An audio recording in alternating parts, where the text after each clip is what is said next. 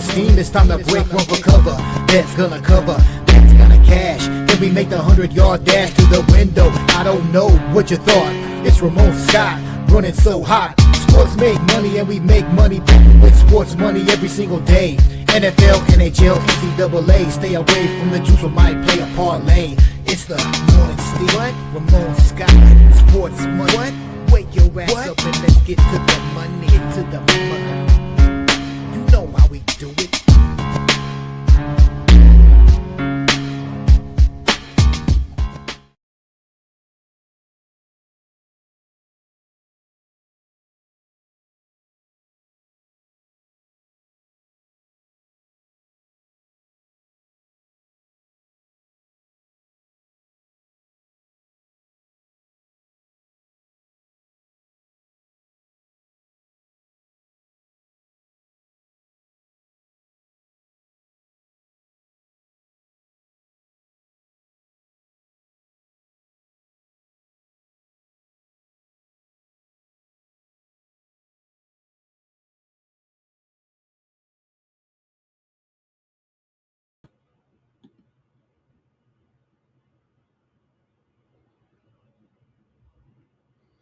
And a pleasant good morning to you coming from the sports betting capital of the world, Las Vegas.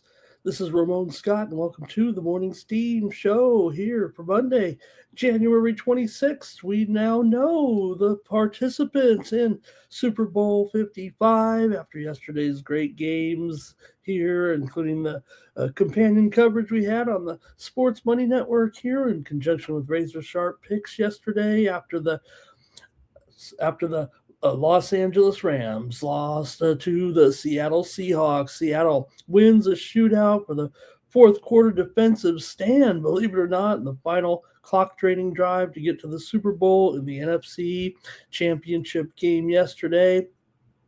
Sam Darnold, 346 yards and 3 touchdowns to lead the way to the Super Bowl. Outdueled Matt Stafford, who had 374 yards and 3 touchdowns, only the second time in championship game history that both quarterbacks threw for over 300 yards and 3 touchdowns in a thriller there. Jackson Smith and Jigba should be an MVP candidate, this kid. 10 receptions, 153 yards. He was there every time. Puka Nacua, just 1 reception short of his numbers, but had 165 yards, 9 receptions. The two teams combined for 50 first downs, 875 yards, and the Rams are going to San Francisco or to Santa Clara there for the Super Bowl. Seattle took a 24-13 lead on a 17-yard drive, but the key play turned out to be a muffed punt after the return man, Xavier Smith, slipped, pedaling backwards. A little bit of inexperience in there. The Rams had bad special teams all year. They fired their special teams coach back in December, unceremoniously, it felt like, after some other special teams disasters. So Seattle ended up taking a 24-13 lead, as I said, and the Seahawks and Patriots are in the Super Bowl again for the first time together in 11 years. The Super Bowl that year, a memorable one for sure in that one with the Seahawks and the Patriots. Remember the play with Russell Wilson trying to squeeze it in there at the last second, and Malcolm Butler stepping in front of it and getting that interception in that game, and the Seahawks will be back in the bowl. Seattle was 7 of 13 on third down. The Rams just 1 for 8, which proved to be a pretty big difference in the game. The Rams, they did finish 14-6, 6-6 though in games decided by less than 7 points. 8-0 in games decided by more than 8 points. So they had their blowouts, but in the close games, that's what kind of cost them there. And of course, we now know the opening line for the Super Bowl, and it is, we were on the air at the time. It opened mostly about 4, but quickly went up to 4.5. I even saw it go up to as high as 5.5, touching 6, coming back down to 5.5, now to 4.5. Right now, we're looking at mostly 5s across the industry, although there are some 4.5s. In fact, DraftKings, the largest book in the country, is at 4.5 at minus $1.18 or so in the total right now, sitting at mostly 46, but there's ranging. The sharp books are at 45.5 here in Las Vegas. Pardon me, in Las Vegas, and some of the square books right now are at 46.5. So for the Patriots in their win over the Broncos in whiteout conditions, it just seemed unfair for both teams in the end. So it kind of just ended up being a random result. It felt like there by the end, a 10-7 win as a nice day kind of turn. We said the snow was coming. I guess I'm not a weather forecaster that I said maybe towards the end of the game it would snow, and it started snowing at halftime, and it just ruined everything as far as the ability for either team to get going. And New England's defense recovered a big turnover in the fourth quarter, then also had an interception there. It's ironic that Rodriguez, the man who was actually burned for the only touchdown, the first touchdown of the game there by the Broncos, ended up getting an interception. As the Broncos, worked so hard to get the wind at their back. No need to throw there. They should have been running the ball, actually. Not to say that running the ball with the wind at your back helps you, but it is more of an inconvenience to the defense. You saw the struggles that the sideline reporter Tracy was having as she faced the snow coming in horizontally, and then when she turned around, she was much more comfortable. So they forced it, no doubt about it, and Stidham just wasn't the man to provide that. They could have been running the ball there, at least at the end, and maybe waited for the last desperation pass instead of going for the big ball there, and that was it. Drake May, just 86 yards through the air and 65 yards rushing. He survived 5 sacks, becomes I think Dylon, or someone told us, I think it was Razor or Dylon, that May becomes the first quarterback to advance to the championship game with passing under 100 yards. The Patriots rushed for 141 yards. As a team, New England had 206 yards, I believe, to 181 for Denver in the game, but the Patriots defense did have 3 sacks and 13 pressures, 2 takeaways, and they improved to 9-0 on the road. Stidham did have 135 yards passing and 1 touchdown, 52 of it coming on that pass on the drive there, and just 88 yards the rest of the game. So look, it'll be different in the Super Bowl certainly, and you'd think that the Patriots will have a little bit more offensive success, even against that Seahawks defense in normal conditions, or at least February conditions in Santa Clara. So the second half was just a snowy mess, a wintry mess. Teams missed 4 field goals in the game. I believe they said that's a championship game record, if you will. I don't know if that's a record, but nonetheless, New England is in the Super Bowl for the first time in 7 years. Broncos the rest of the way after that 59-yard drive for that touchdown. The second drive of the game had just 52 plays, 121 yards, and no points. So that made it very, very difficult there. So hope you enjoyed it. Hope you joined us for the coverage last night. That was our final broadcast of the season with the Sports Money Network in conjunction with Razor Sharp Picks. So enjoy the Super Bowl in 2 weeks, and then it would be 29 weeks of no football. So get used to that, or I don't know. I'm not one to watch the flag football game. It's very novel, but we have other more important pressing issues going on, and NFL has to fix that. I just guess there's no way they'll want to ever play a football game.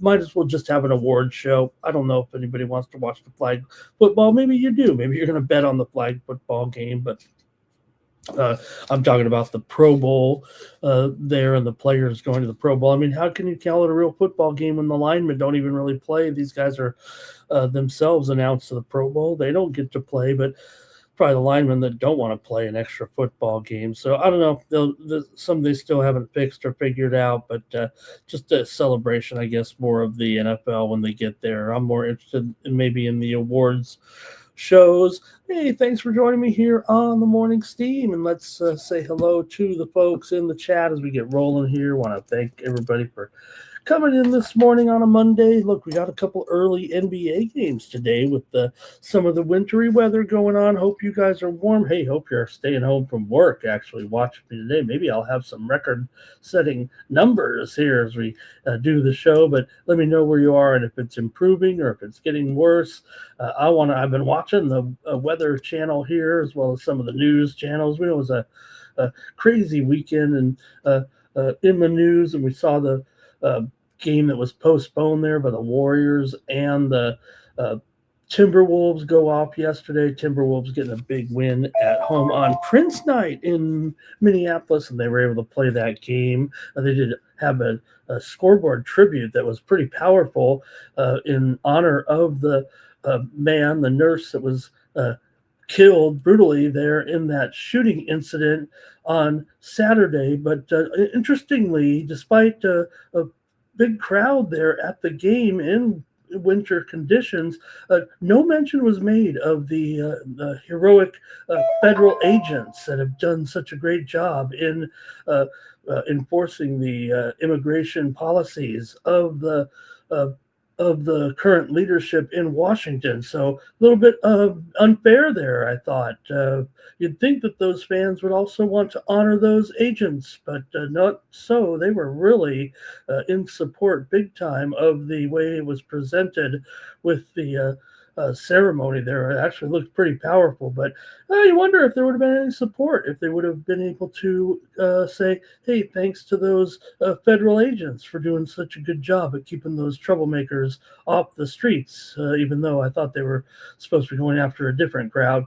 All right, but you have those two teams going back at it here on Monday, and we'll have a great day of sports betting action, except in college basketball, where practically every game has been canceled so far today, and maybe we'll even have more. So far, there have been, I think, as many as 15 games canceled here today on our schedule. Most of them have been rescheduled for Tuesday and Wednesday. Most of them are in the MEAC and SWAC, and also a little bit of, I think, Northeast Conference here, maybe a little bit of Southland Conference. So we did find a few games that we can talk about in college basketball. It's not going to be a very long show. 7 games in the NBA, 5 in the NHL, and a write-in game as well. I think 2 write-in games possibly here today, and we'll talk about those here in just a moment. So thank you for joining me.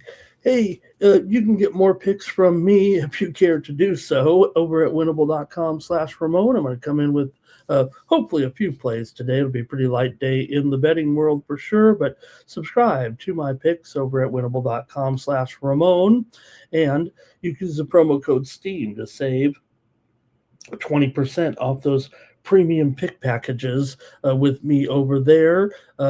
Going to be heading into the grind here in February with college basketball, NBA, NHLs. We try to head into spring, get ready for Major League Baseball season. We got playoffs still to come in the NBA and NHL. So ride with me. Subscribe for 1 month there and use the promo code STEAM. It's just 41 cents a day, and that's how you support me here on the Sports Money Network. All right. Thanks a lot, everybody. And let's say hello to the folks in the chat. Thank you so much for joining me here. Andrew K. talking Cooper Cup. And, hey, Cooper's going to the Super Bowl. Wasn't that a nice moment there yesterday? They showed Matthew Stafford looking for Cooper Cup at the end of the game, despite a tough loss there for the Rams. Stafford looked around. He was looking. He found his man, and they shared a nice moment as Cooper Cup gets to go to the Super Bowl. Probably the last season for Cooper Cup, but he looked pretty good in the game there. But he's had such a great career.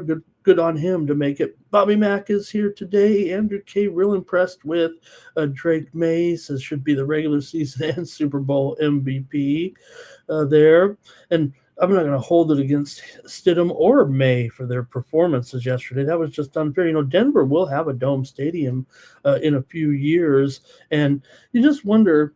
Um, I know it's beautiful, right? Everyone gets all excited on social media. Oh, look at the white field. This is great. This is the way playoff football should be. And maybe it is. I mean, we put ourselves into this situation with the way we schedule football. This is the way it's been for years, right? Football was scheduled because it was opposite of baseball season. It's cold. But we just don't get a true challenge of which team is better. I can't say that even if I did. Well, actually, I lost the pick. My premium pick was on the under in the game. We swept the premiums over at winnable.com as I had the under as my premium pick in the Patriots game, and then I had the Seahawks as my premium pick in the late game. So we did go 2-0, but just not a true test of which team was better. I can't tell you that. Necessarily that in the first game that the Patriots were better than the Broncos at all. The Broncos covered the spread after all. And let's see. Thank you, Blake, for telling me how it's going in there. He said snowed in Tennessee. Gerald Jones, hello. He's not working. He's betting. That's right. Hi, Gerald. Glad you got the time off there, but hope it's not too much an inconvenience. Hope there's not too many effects. We know it can be brutal, especially for folks as old as me. Okay, when it gets cold. But Futon Bets, good morning and hello. There's Spenny. He's going to the bowl. Spenny's Patriots are back. Well, Spenny, you're all spoiled, man. Come on, 12 Super Bowls. Spread the wealth a little bit. Interestingly, right? No Mahomes, right? No Mahomes going to the Super Bowl this year, but the Patriots are. We thought we got rid of you guys, right? But no, they're back, and maybe they'll be back for a while. You got to be kicking yourself a little bit if you're Tennessee, seeing your old coach go up there. And what was the comparison that they had won? The Patriots had won as many games with Vrabel as they had won without Vrabel so far, something like that. Anyway. And Terrell said, "Did anybody hit their players' props in the AFC game?" I'm trying to think. Did any role player kind of get one play that all they needed there? Irish King, hello. M the Great, hello. Spenny says he hopes people keep pushing that up on Seattle. It did feel like it reached its maximum peak. In fact, I don't know who I'm going to pick, but I definitely wanted a little bit of piece of the action here. I'm not saying that I'm on the Patriots, even though maybe with Spenny I'll give him a little wink. But once the line touched, there was the line at Bovada did touch 6 points, and I immediately came in and I bought a point and a half with the Patriots at 7.5. Doesn't mean that I'm not looking for a possible middle there if it does come all the way back the other way, maybe get back down there to a 4 or something. Maybe that even opens up the money line. That was just the first bet I made. Like I said, I want to make it clear I'm not necessarily on the Patriots yet, but my first bet, a nice little opening bet, if you will. Like the one thing I love to do about is almost take a position in any market, thinking that the spread may be the other way as well. So look, I mean, hopefully could just make all winning picks, but you know what, as a semi-professional sports tout on YouTube, I do end up in a lot of positions where I'm trying to find middles and hit those. That's what pays the bills for me, I'm afraid. And hopefully though, we'll have a great game and we'll pick winners here and find a way. Maybe I'll find my way to the airwaves somewhere out here on the interwebs for the Super Bowl, but can't wait in 2 weeks. All right, Terrell says he's right. Well, you know what, Terrell, at least you have Miss Jordan to go to and comfort your ego a little bit. But no doubt, a great job. That situation was so brutal there to see the Patriots really hit rock bottom for a while there with Belichick and just trying to hold on. And we see these veteran coaches, right, from Pete Carroll, how his organization went downhill there, or this organization here in Las Vegas went downhill with him, or I don't know, maybe this organization, the Raiders, brought Pete Carroll down, but you know, Belichick wasn't really able to revive or recount what was going on with Tom Brady, and that was part of the story and everything. But to see Vrabel come in and, man, when you see the pictures of Drake May, especially pregame, when he's looking all handsome like he is, and you would just wonder, uh, are we seeing a generational talent here? No one's ever going to maybe beat the records of a Tom Brady, but it feels like the Patriots. Look, that was a good supporting cast. I don't know if you can't point out. You saw Stephon Diggs say how happy he was just to get a chance again. Ramondre Stevenson did a great job as well, but and the defense as well. But I don't know if if this is a Super Bowl cast. I don't even know if Seattle's got a Super Bowl cast. This is just what we've ended up with. Maybe it'll turn out to be a good game, and that's what we'll get out of this, right? Hello to Blue. Hello to our Toms. Thank you for stopping by in the show there yesterday. The guys were happy to see another face, and I had to set it straight. They were like, "Hey, welcome to our Toms." I said, "Yeah, well, you know what? That's one of my cronies. She's enjoying the broadcast. She's enjoying the game." Matthew Stafford there for some rushing yards. Andrew loved the tennis last night. Boy, I did not. I whiffed on the tennis, but maybe I get a little too cute. But how about the late match there with Ben Shelton getting the win over Casper Ruud despite losing that first set, and he went on to win in 3 sets. We also saw Iga dominate over Madison Ingles there, and look, she'll be a good player too, the Aussie native. She just kind of rode the Aussie wave there a little bit, used the home court to go all the way to that round, but no match for Iga. Sinner rolled in 3 sets. Rybakina dumped Mertens. Taylor Fritz, a no-show basically against Musetti in a matchup of top 10 players, and Fritz, the favorite, lost in that one. Anisimova, the American, she wins. We were talking yesterday, who is the best American, not between, Pegula, Goff, and Anisimova. I took keys to cover against Pegula, and she was really no match for Jesse in that match. And we have more great matches tonight, including, can she do it? Can she come somehow? Well, maybe at least can she cover the game spread tonight? I'm talking about young 18-year-old American sensation Eva Jovic.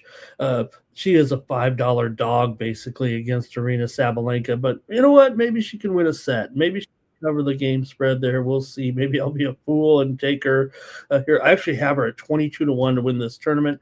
The line is too big on Sabalenka to pull off any real hedge there, unless I just want to take a little bit of change, I guess. I'm just going to ride with Jovic somehow to pull off a victory, but Sabalenka, obviously on top of her game, and this court plays so well for her. Also tonight, Alexander Zverev against Lerner Tien. Tien having a great run.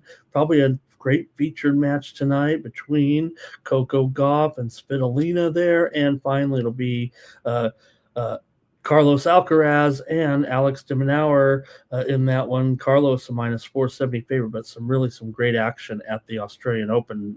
Maybe it's a best of the sports here on Monday. All right, who else is here? Trip Keys here, talking with Spenny, talking about those, good defenses on both ends, really. And you wonder that total. I mean, it almost looks a little high there with what we might see. Credit to May, a great season and everything, got some weapons, but Seattle's defense does look top notch. And the Patriots were getting done with defense, not just yesterday. That was, again, hard to even say what was going on in that snow game there, right? And let's see here. Terrell says, JSN to get the first TD in the Super Bowl. Is that right, Terrell? James Parm, good morning. Nice to have you here. Blues ready for some NHL action. And Terrell, how about that? So if you saw the court yesterday in Minneapolis with the, I think they've done it before, but you got the Prince symbol in the middle of the court there. and the Wolves, but unfortunately, and the guys made a great joke there on the show. They should have wore their Prince outfits and said game blouses. Maybe that was why they got blown out at home, but they'll get a chance again. Scott says, "What do you think about the big game?"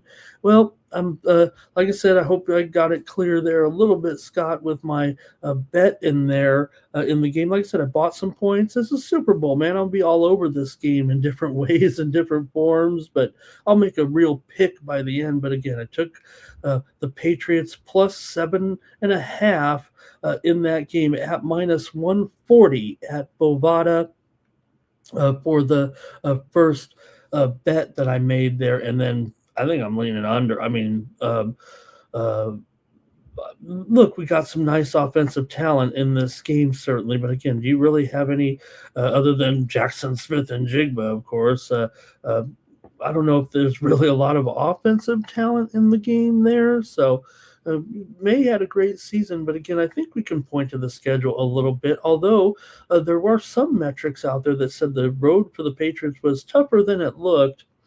All right, that was great, Scott. Yesterday with the show, we had a great cast this year, and I hope that it continues here in the future with the channel and with Razor. However, it works out in the future. Look, I don't. It's just because it's over football season. We probably will find ways to do some things this spring as well in the major sports, including when we get to the NBA. I mean, the college basketball tournament here in just a couple of months. All right. Blue was on Denver in there. Oh, Art Tomps, is that right? It is the Kobe Day here. And man, I'm thinking about it right now. I know where I was. I remember where I was on that day when I got the news that the helicopter crash had occurred. I do remember that distinctively. I remember exactly where I was. Right, something's bit, notable when you remember where you were. And even though it's just a basketball player, one of my favorite players to watch, and a lot of favorite players to watch, but when you know where you are when just something like that occurs, that's wild to think about, especially now. Only 6 years. It actually seems longer than that. All right. Dylon was the star of the show yesterday for sure. I could never do that. I could barely. Uh, all right. Let's see here. Blue says he's ready for. I think Blue's ready for some male cheerleaders. Look, I don't have a problem with male cheerleaders. I have a problem with some of them. But look, in college, I mean, male cheerleaders have played a huge role for as long as almost as long as cheer has gone on. I mean, they provide the muscle, right, which we know, and in some jurisdictions, cheerleading is a sanctioned sport. Actually, performing a routine and being judged. All right, yeah, Scott, I think I'm with you there. I don't want to be too committal. I might be ending up being committal here on that. Kane said Seattle did look good, and I think so, Blake. Right? I mean, it didn't feel right when even when he left. It felt like one of those where you're kind of questioning whether or not it was the right move, to get rid of a guy like that. I think we're seeing that also. I'm trying to think of it. There was one of these moves where the coach, McDermott, right? I think it's almost comparable to a guy like McDermott who's done a very, very good job. And, where will McDermott end up? All of a sudden, he's kind of surfaced in the Raiders with the Raiders here, but man, it looks like the Raiders are going to go with Davis Webb. And I sure hope it works out. I don't know if Tom Brady, maybe he wants a quarterback in there to be the coach, but it doesn't seem like a splash hire. Anybody given the job, anybody given the opportunity can turn it around and make themselves a great NFL head coach. Obviously, we're joking around about, Phillip Rivers a little bit. I'm not joking about it. I think it'd be a nice hire for Buffalo. But again, sometimes that's a little bit different. Maybe Rivers is a bigger name. Davis Webb, we remember him from his quarterbacking days, mostly a backup in his career, but he's obviously, we saw him there yesterday with Denver, and you wonder if he's got it within him to be a head coach, and he might be the man here in Las Vegas. But I'd be unimpressed by that hire. I think it's fair to say Seattle has a better defense than New England. I think, I don't know if I'd put Drake May ahead of Matt Darnold, despite the regular season performances, maybe because people talk about May as a MVP candidate, and maybe Darnold wasn't quite there. I think the best player on the field, though, is Jack. I think it's easy to say, right? Jackson Smith and Jigba. So, and Scott, come stop rubbing it in. I'm a man who, at my age here and a big sports fan, just like everybody else, we want our teams to win. And in all my years, out of the teams that I truly support, the hardcore teams that I have in my life, the hometown teams, I've never even celebrated a world. I might be 6 feet under, or however we're going out, and never win a championship. So be grateful with those other titles. I don't know what it's like to watch a parade. I don't know what it's like to jump up and down crazy and celebrate. Maybe I'll be on the air here and show my emotion if the Chargers were to ever win the Super Bowl. And they're not even, they're in LA now. And well, I'm in Las Vegas. I'm still a fan of my old teams in San Diego, but well, maybe that's why I'm a sports bettor, because I'd rather just at least win half the time. All right.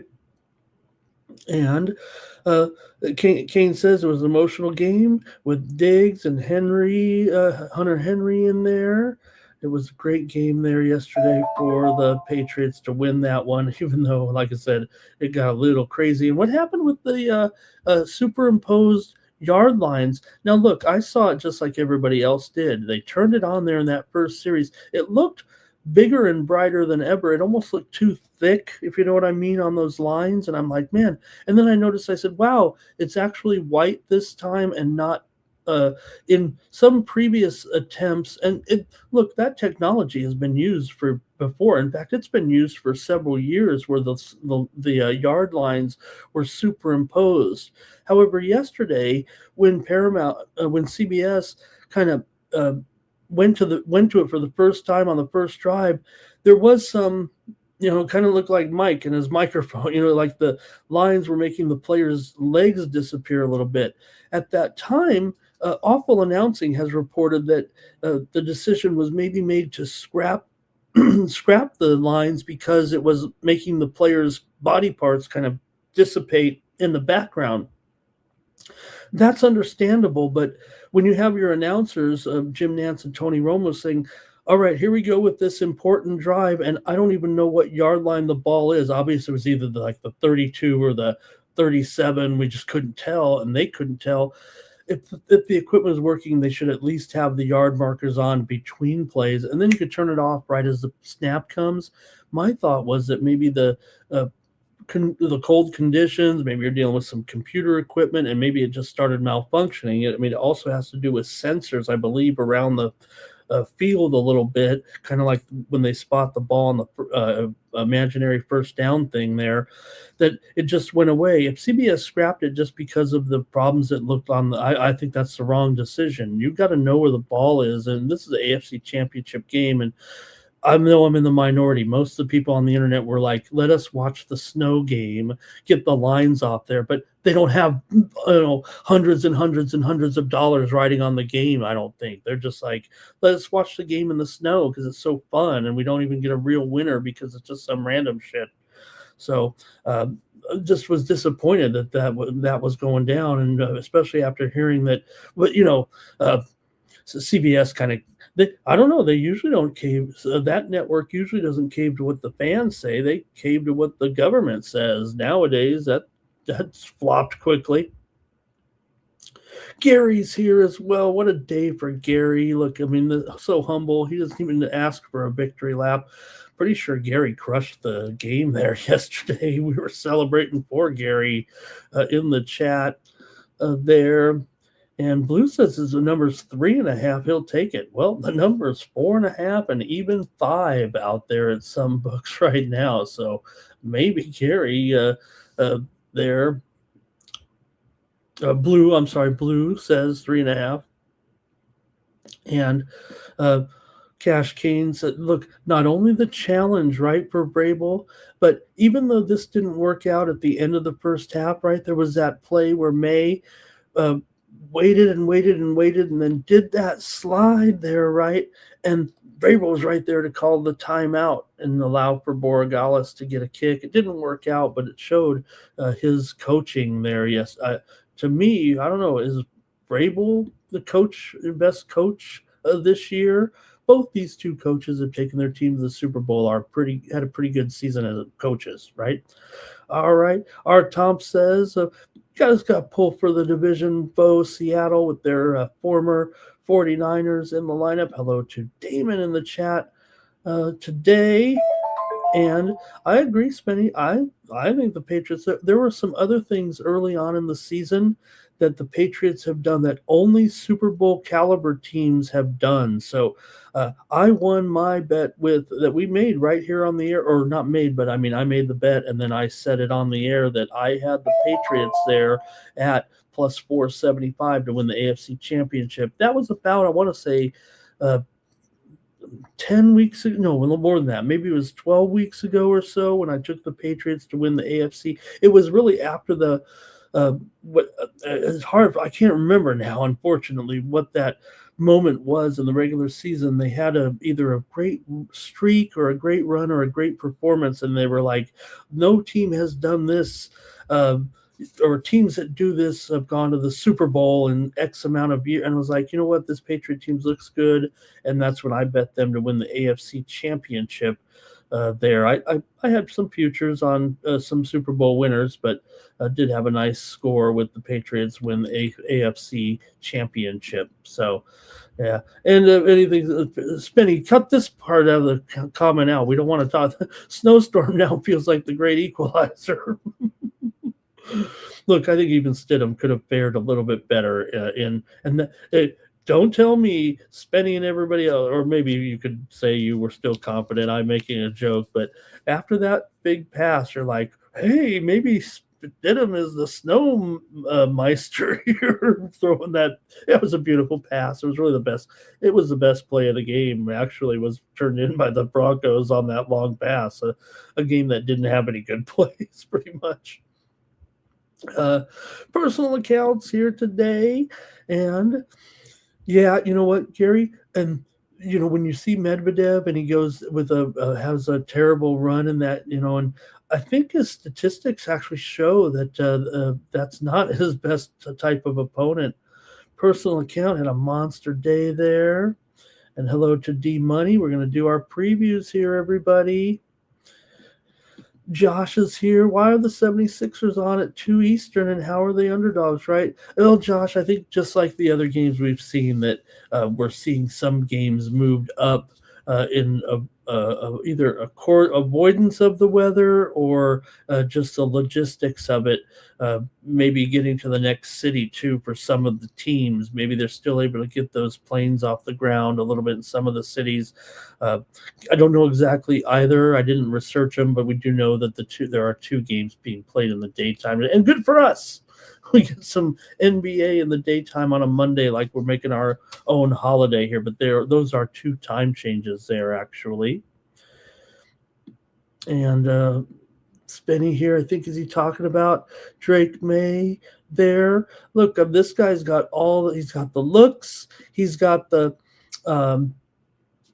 it looks like a Super Bowl quarter. He looks like the Tom Brady type, doesn't he? A very handsome man.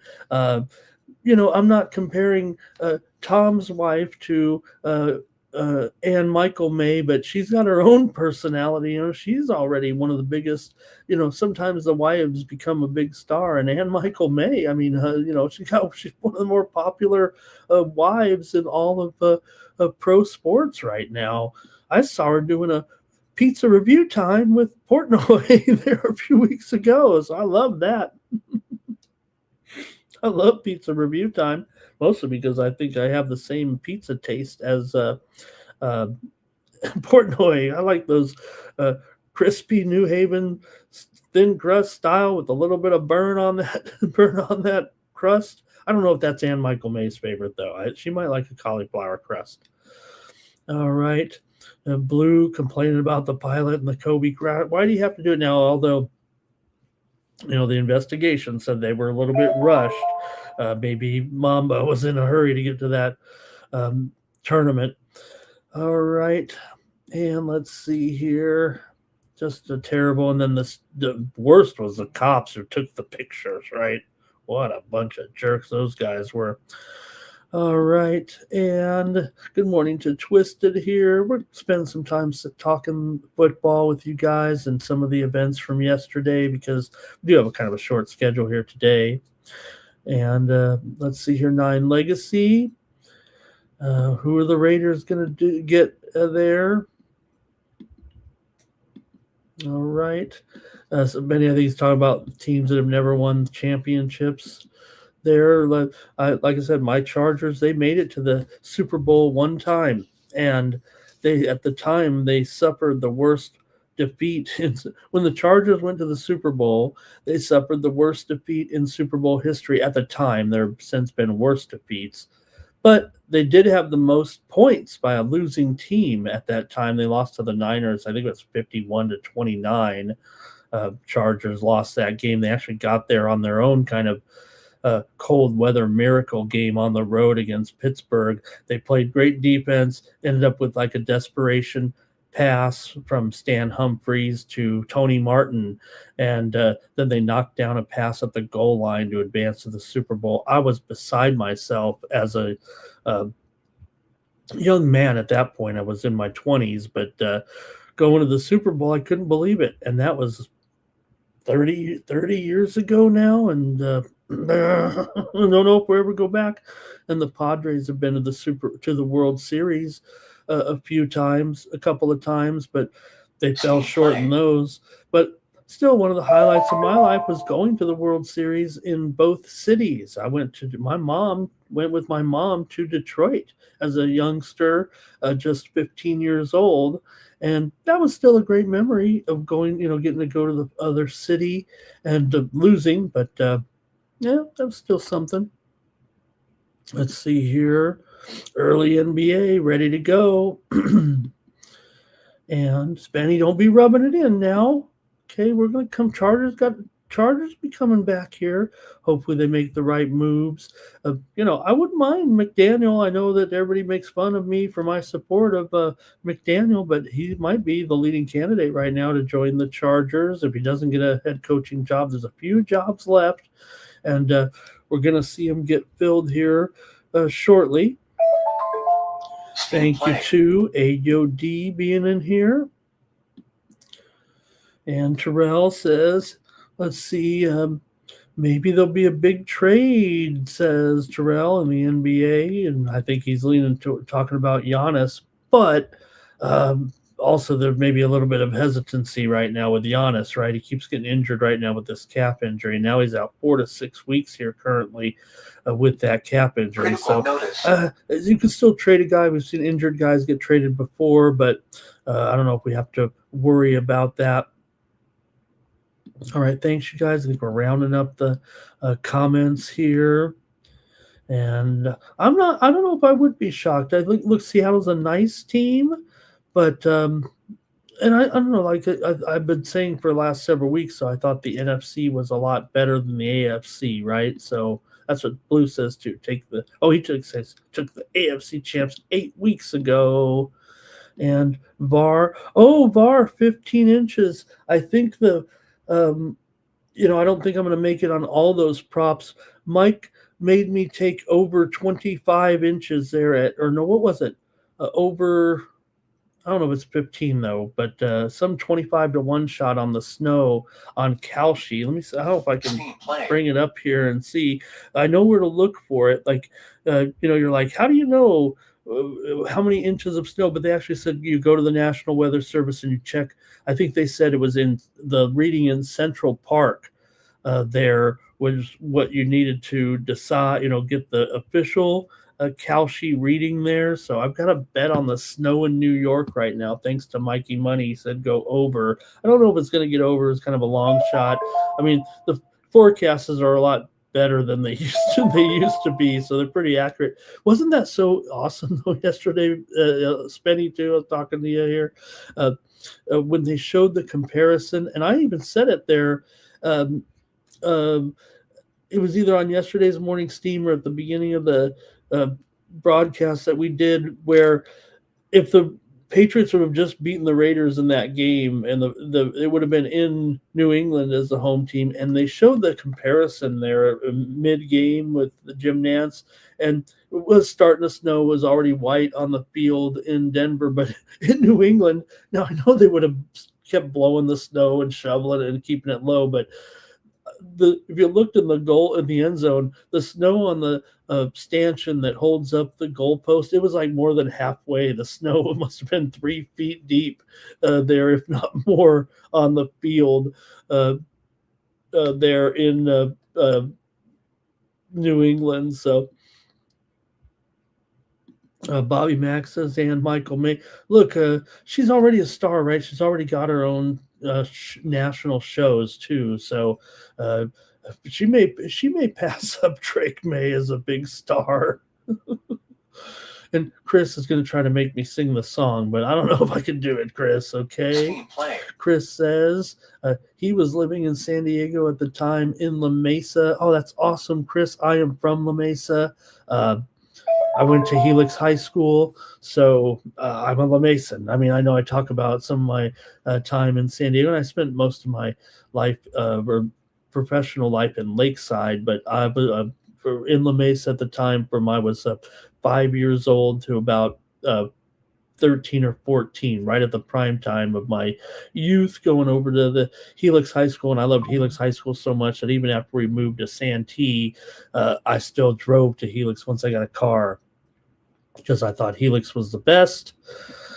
All right. I was 95. Thank you, Chris. I was trying to think, though, what year that was. By that time, I was already working and I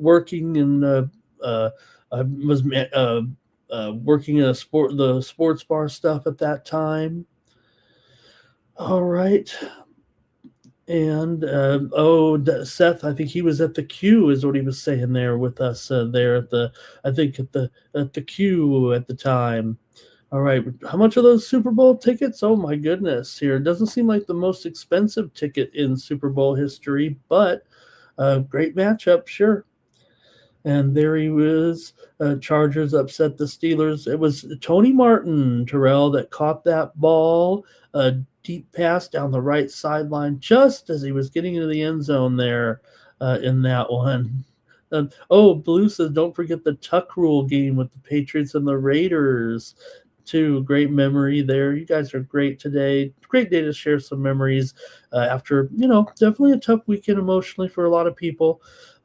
Both ways, you heard what I said, but all right. Another Brady situation with the wife, right? She's not a supermodel, but you know what? What this country needs is a woman like Ann Michael May. I think she's pretty great. Watch that show. All right. Oh, great, Chris. Awesome.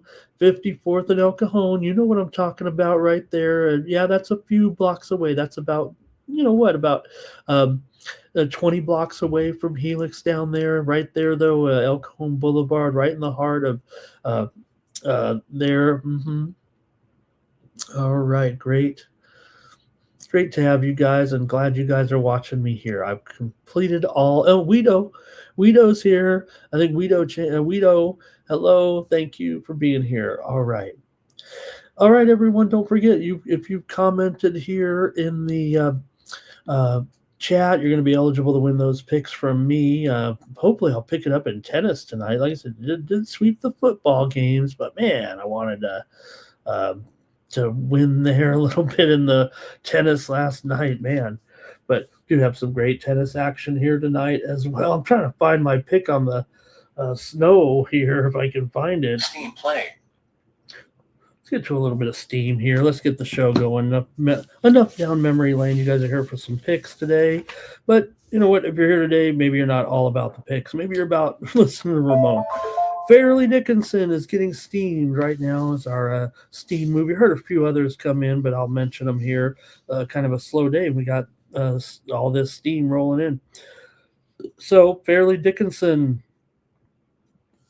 getting steamed in their game today against Lemoyne. This is one of two write-in games. So Lemoyne and Fairleigh Dickinson, this is a write-in game. Here, I'm just updating the line as a steam has come in here on Fairleigh Dickinson. Lemoyne was a 3-point favorite. It's all the way down to 1 here right now at Circa as the steam has come in on Fairleigh Dickinson over Lemoyne here. This one's at 6 p.m. Eastern and 3 p.m. Pacific. The total in that one looks like about 142. The other write-in game, you guys may have it on your apps, but if you have a sheet or something, you may not have it, is Abilene Christian and Tarleton State. This is a write-in game. Tarleton is 4.5 and 147. Other than that, we've got so many postponements here. Take a look. We got let me see if I can do my sheet here without giving away the secrets here. But postpone. I wrote postpone on all these games here. Postpone here today. So most of these games I've already seen the dates. Most of them are postponed just 24 to 48 hours. So a lot of these MEACs and SWACs will be making up the game here in 24 to 48 hours. Steam, Abilene Christian, Tarleton State. Mentioned this game just seconds ago, the write-in game. This would be 893, 894 if you have a Vegas rotation. Steam to the under right now with Tarleton State and Abilene Christian. This one's at Tarleton State. It was 148. We're down here, looks like, to 145 here right now at Circa. So a little bit of steam to the under there in that one. Abilene Christian and Tarleton State. You know, these are all these are our games today. Let me do some more steam that came in on some of these that are playing today. Here right now, I think we have a few that we can still touch on here real quick. BYU is taking the steam against Arizona today. How about this? BYU was a 3.5-point dog. Of course, they're facing undefeated Arizona tonight. Arizona coming in 20-0. They're going for blackjack here. And right now, the steam has come in on BYU. Arizona's down to a 1-point favorite in that one. It opened 3.5. It's been a kind of a steady move, but here's one more move right now to make Arizona just a 1-point favorite tonight. The 20-0 team. Now BYU 17-2. We'll preview that game. Don't get me wrong, but we know what this game is kind of going to feature too. Two of the best freshmen in the country in Koa Pete of Arizona and AJ DeBonsa of BYU. They are going to be on center stage here tonight. Yeah, we've got some NBA, we've got some NHL, but I think Arizona, BYU with the two spectacular freshmen. I think DeBonce is a little more NBA ready than Koa Pete, but they both are obviously going to be big-time players, it feels like. All right, Bethune-Cookman is taking some steam right now in their matchup today. Let's talk steam here while we have a chance on these games. Bethune-Cookman took the steam here against Alcorn just moments ago. Bethune-Cookman was about a 12.5-point favorite here. They're up to 14, it looks like, mostly here right now. Bethune-Cookman taking the steam against Alcorn State this morning. And let me see if we've got any more here that came in that I might have missed. Duke. Oh, I'm sorry. Pardon me. The other good game today here. Duke against Louisville. Duke just took the steam here while I was yapping. Probably should have alerted everybody, but uh, Duke was a 6.5 point favorite. They're up to 8.5 right now. Duke took the steam against Louisville here today in one of the more notable games. There's three big board games, if you will, including Penn State and Iowa State here today. And in fact, let me cover more steam here right now, coming in right this second. This is brand new and fresh here on the High Speed Sports Wire. Central Connecticut is taking steam in their matchup today. This is also a write-in game. There was 3 write-in games. Central Connecticut is taking the steam here right now in their matchup against Stonehill. This was another postponement from the weekend here, I think yesterday here. Central Connecticut was a 2.5 point favorite, a 2 point favorite. They're up to 4 right now at Circa. This is a move on Central Connecticut here, taking the steam right now live here on the Morning Steam Show. So they're hitting every game. These sharps can't help themselves. They said, you give me 6 or 7 games, we're going to bet them all. And they did so also with Penn State here. They took Penn State as well, so they've steamed all 3 of those games. Penn State was a 12.5 point dog against Ohio State. They're down to 11.5 right now. Penn State took the steam here. I don't think we're previewing that game just because Penn State's 0-8 in conference, so this will be all we're going to talk about this game today. But Penn State just took the steam against Ohio State in the Big Ten. We've actually selected a couple of mid-major games with some significance at the top of the standings in their league. Those are the ones we'll kind of preview here on the Morning Steam Show, if you don't mind. All right. Hey, we've only been talking an hour so far. Let me get one more here. Jackson State took the steam against Florida A&M. Jackson State was a 6-point dog against the Rattlers, and it's down to 5 here right now with Jackson State taking the steam today against Florida A&M. They steamed Jackson State. All right. Let's see if I've, covered it all here. I'm thawing out here in Las Vegas, where it's just only 39 degrees here. It's quite balmy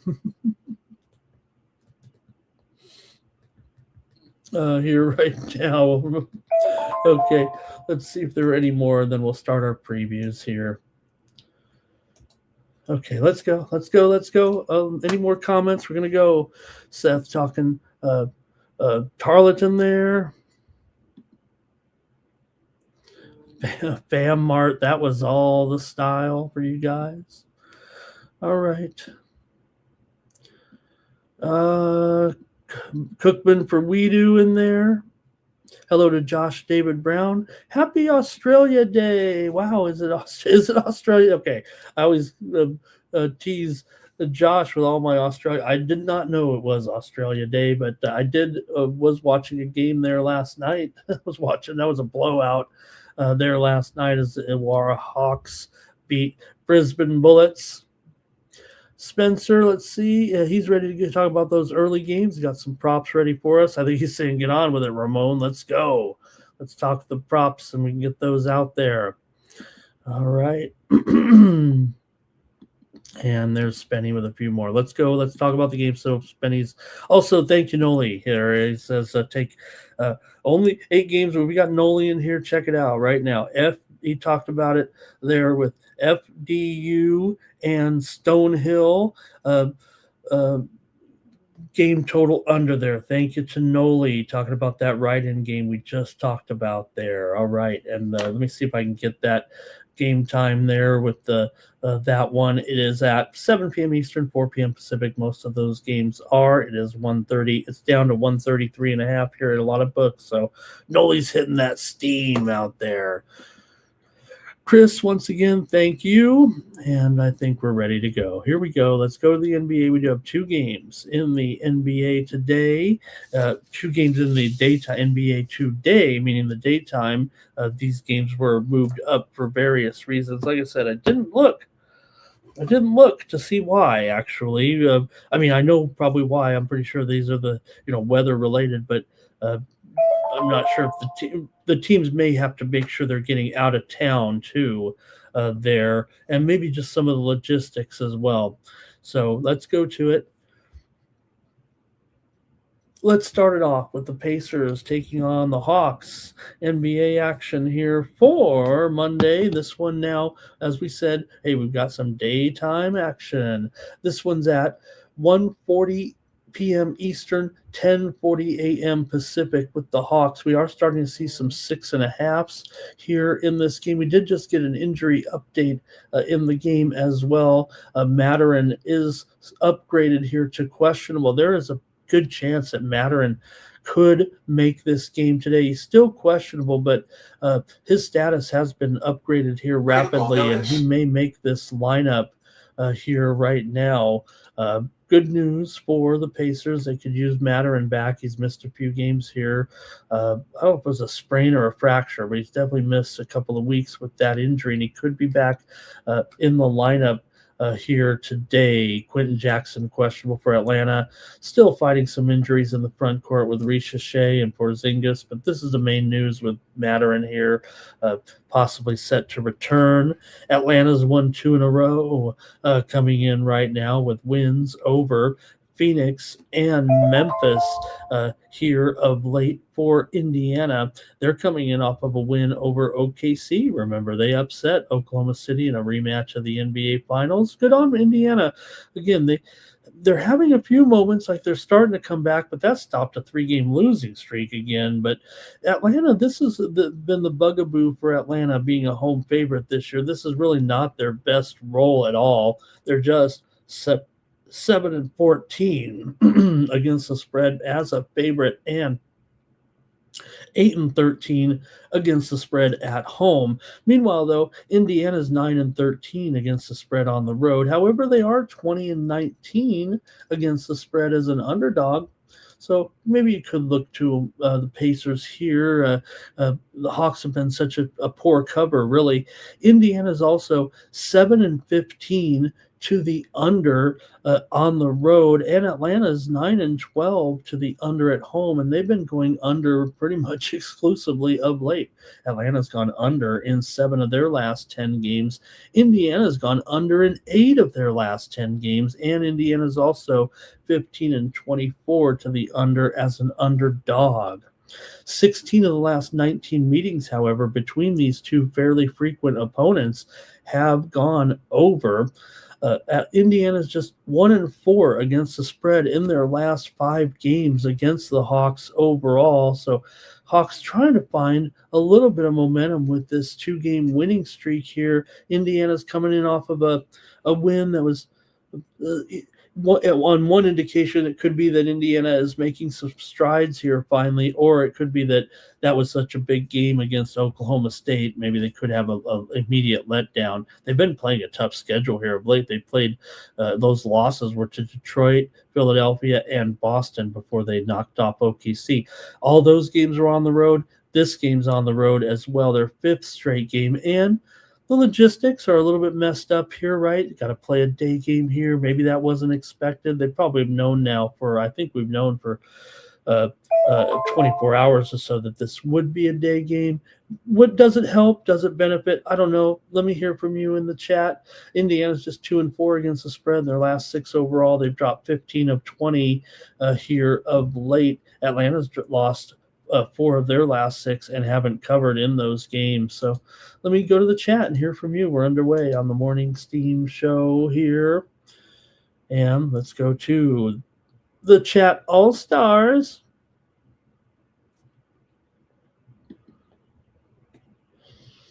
I'm watching Bangladesh and England right now in some under-19 ICC action here. Okay. I think I'm finding it here right now. Okay, let's start out with Barr. He's on the Pacers plus the points in this one. And how about Johnson here? Over 10.5 rebounds. Hello to Public Enemy today. He's going to take the Hawks. Our Tom says, take the Pacers plus the points. Maybe they're getting some things done here finally. And maybe, just maybe, while you would think that maybe something like that could affect the road team, on the road, all you're doing is sitting in a hotel waiting to go play basketball. In the home team, this is where you live. And I don't know if you know this, but NBA players in their where their age is, mostly players are family men. Johnson here over there. Another one. Pacers against the spread. Hello, good morning, Jordy Fuentes here. Pacers on the money line. Siakam here under in assists. Roberts on the Hawks here today. And Chris says, I'm not interested in any side, but I love it. We love it, just having some basketball. I think. Hope that's what Chris is saying. Terrell says, go with the Hawks here. It'll be a letdown for Indiana after that. And, yeah, it has been a few days. But, again, they lost the championship. Several players, even though we know Indiana had a few changes over the season there. And I'm talking about that injury there as well. Hawks on the spread for 9 legacy. Blake's on the under here in this one. All right. All right, thanks a lot to the chat here in this one. I'm going to take the Hawks to win and cover at home tonight. Give me the Hawks. I'll lay the 5.5 here over the Pacers. Does seem like a high total, though, to me. I kind of agree with Blake here on that total, but I'm going to take the Hawks. All right, another game that has been moved here to an afternoon contest.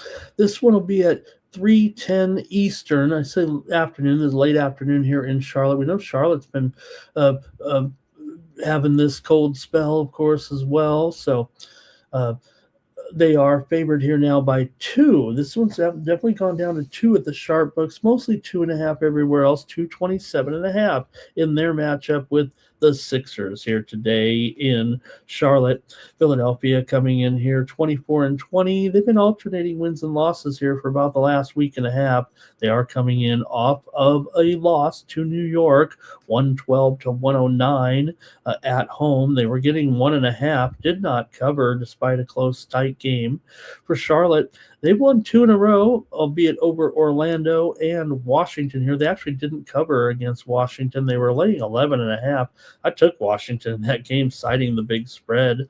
But Charlotte's had some moments here of late. They've won 3 of their last 4 right now. They're definitely a decent covered team, 26-20 ATS, but as a favorite, they're only 4-5 against the spread. They're 11-10 against the spread at home.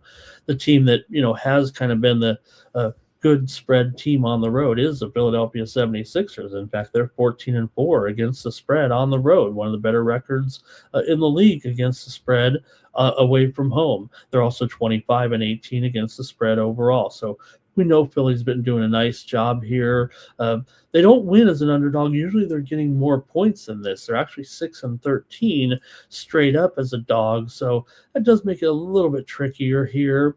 These two teams did meet already once this season. Philadelphia won it 125-121 at Philly.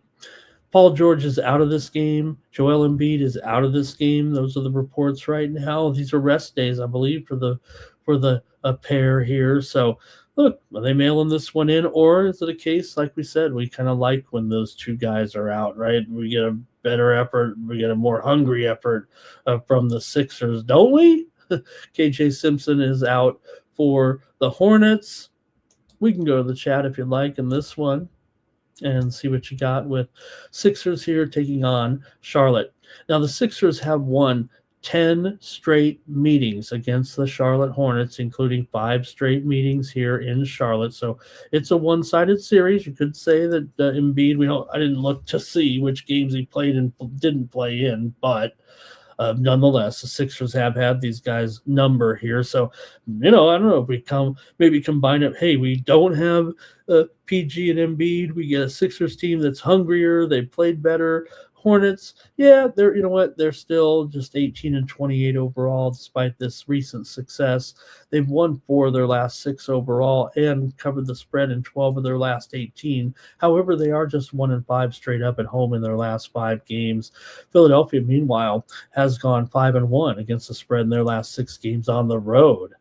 although Philadelphia has gone just 2-4 straight up and against the spread in their last 6 games overall. But again, the road is where they've maybe had their success.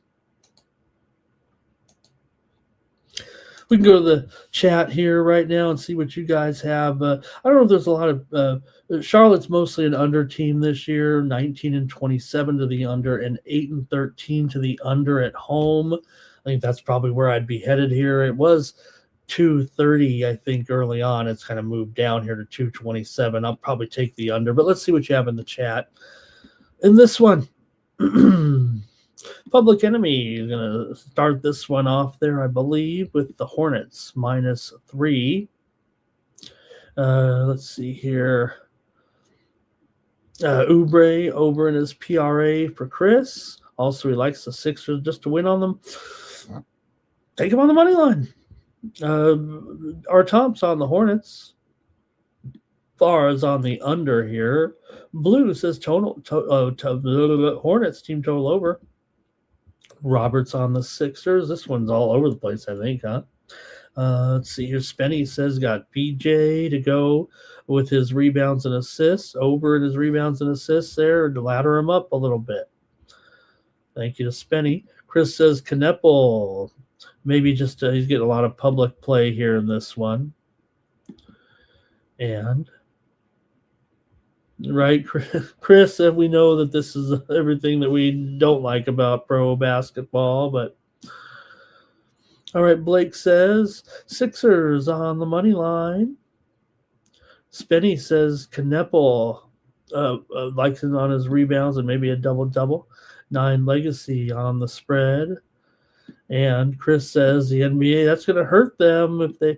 Here's the one thing though, Chris, and we've seen it already with. I don't know, maybe it's because of the weather this weekend or whatever, but just sports in general, it just doesn't even matter half the time. And we think of it like some big surprise, right? I'm talking about the sports ratings. They're actually through the roof, almost across the board with every sport. It doesn't even matter. But interesting you say that, Chris. Did you see the comments about Charles Barkley? And I'm not talking about his social comments about the incidents in Minneapolis. I'm talking about what he said about when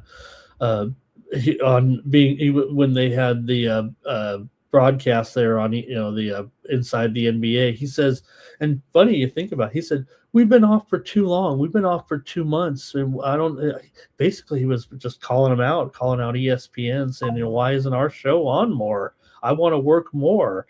And I thought that too, right? I know they moved over there, and they only do. I think they said like 15 broadcasts for the rest of the season here, or something like that, until they get to the playoffs, maybe, or something like that.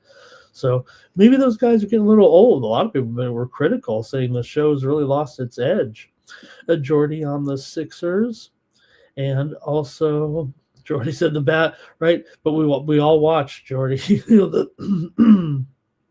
The ratings on sports are through the roof, and you know why. I know why. We bettors know why. It's the betting. Come on.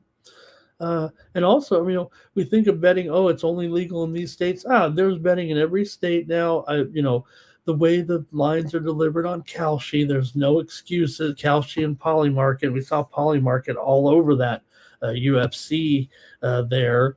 And so really there's betting in every state. If you want it, it's there. The Kalshi, it's just like betting. The line's right on there. People arbitraging. A lot of people argue that those markets, since they're already kind of backed by the president, backed by the administration there a little bit. We know that Kalshi's board of directors includes a Trump son. Twisted, thank you for your picks today. Cavs, Magic over, Grizz, Rockets over, Celtics, Timberwolves, and took a point there on that. Okay. Did I make I'm on the under here in the day game. Enjoy those day games. All right, cool. Day basketball. That's what we need when we're all snowed in. Maybe these games were moved in because we're all, everybody's all snowed in. Got to watch some basketball. Let's hope so. And let's hope it gets over with soon. Tell me in the chat, is it getting a little warmer right now? Are we going to be able to go back to work tomorrow? Okay. Let's get to the night games here right now with the Magic taking on the Cavaliers here in Cleveland. Cleveland a 5.5 point favorite in this one. Total 227, maybe 227.5 right now between these two. I will say this, that I just took the under in the 76ers Hornets game. It looks like it is actually ticking up here at a few books right now. So maybe a little bit moved to the over there. But okay. Orlando here taking on Cleveland today. Cleveland 5.5, 227.5. Two teams with streaks going in opposite directions. You do have Cleveland here, winners of 3 straight, including wins over Charlotte, Sacramento, and Orlando. Hey, not a tough schedule, but good for Cleveland. They need some wins here against Orlando, who's actually lost 3 straight here to Memphis, of course, in that game in London in the second game. And then they came back from their trip to Europe and lost to Charlotte at home, lost to Cleveland at home. Maybe it's best they get out on the road and see if they can handle this one against the Cavs, because they didn't look good in those 2 games, and they've lost here 3 straight, all as a favorite, talking about the Orlando Magic. We know that these are 2 of the worst spread teams in the league, so try to find which one you think, I guess. You have a Cleveland team here 7-19 against the spread at home, while Orlando's 7-14 against the spread on the road. I guess the only saving grace for the Magic is they're 5-6 against the spread as an underdog, and they are getting the points. Meanwhile, Cleveland absolutely dismal as a home favorite. They are 11-25 as a favorite overall this season. So that's really the scary stat, I think, out of the whole bundle. Cleveland, though, has won 5 of their last 6 games, and they've covered 4 of their last 6 overall. This is why you watch the morning steam. I mean, I'm not here to say I'm the best, but we're just here on the air when the lines kind of move. And I just mentioned off the cuff there that 76ers Hornets game, the totals appeared to be moving when I looked at the lines over here. Well, that steam move that you heard in the background is that game. Sixers and Hornets, let me update it here. The steam has just come in on the game between the Sixers and the Hornets to the over. It is now 229 at circa. So big move to the over there. I just took the under. I guess maybe it was a fade. Maybe they were watching the show. We know that the Morning Steam show is the most watched YouTube show among professional bettors and bookmakers. So you guys caught me there, fading me, and steam is on the over here right now at 229 in the Sixers and the Hornets. Let me continue though with this game here, with trying to find the angle here between 2 teams that can't cover any spreads. But like I said, we just did mention, though, the Cavs are pretty hot, having won 5 of their last 6, in addition to that 3-game winning streak, just 4-2 against the spread in their last 6 as well. However, Cavaliers just 1-5 against the spread at home in their last 6, but the Magic really don't have a lot of positive numbers right now. They've gone 2-4 straight up in their last 6, 3-9 against the spread in their last 12 games overall, and they've gone just 1-4 straight up against the spread in their last 5 against Cleveland. They did just meet here a couple of nights ago, remember, and it was 119-105. The Cavaliers won at Orlando as a 1.5-point dog in that game. So Orlando did win here in Cleveland last March, 108-103 as a 10-point dog, for a little bit of a surprise there. But let's see how you have it in the chat between Orlando and Cleveland today. I want to hear from the chat all-stars.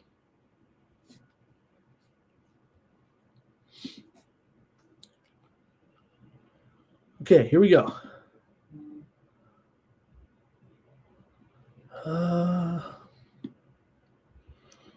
Gotta go back here a little bit. There, I did. I found them now.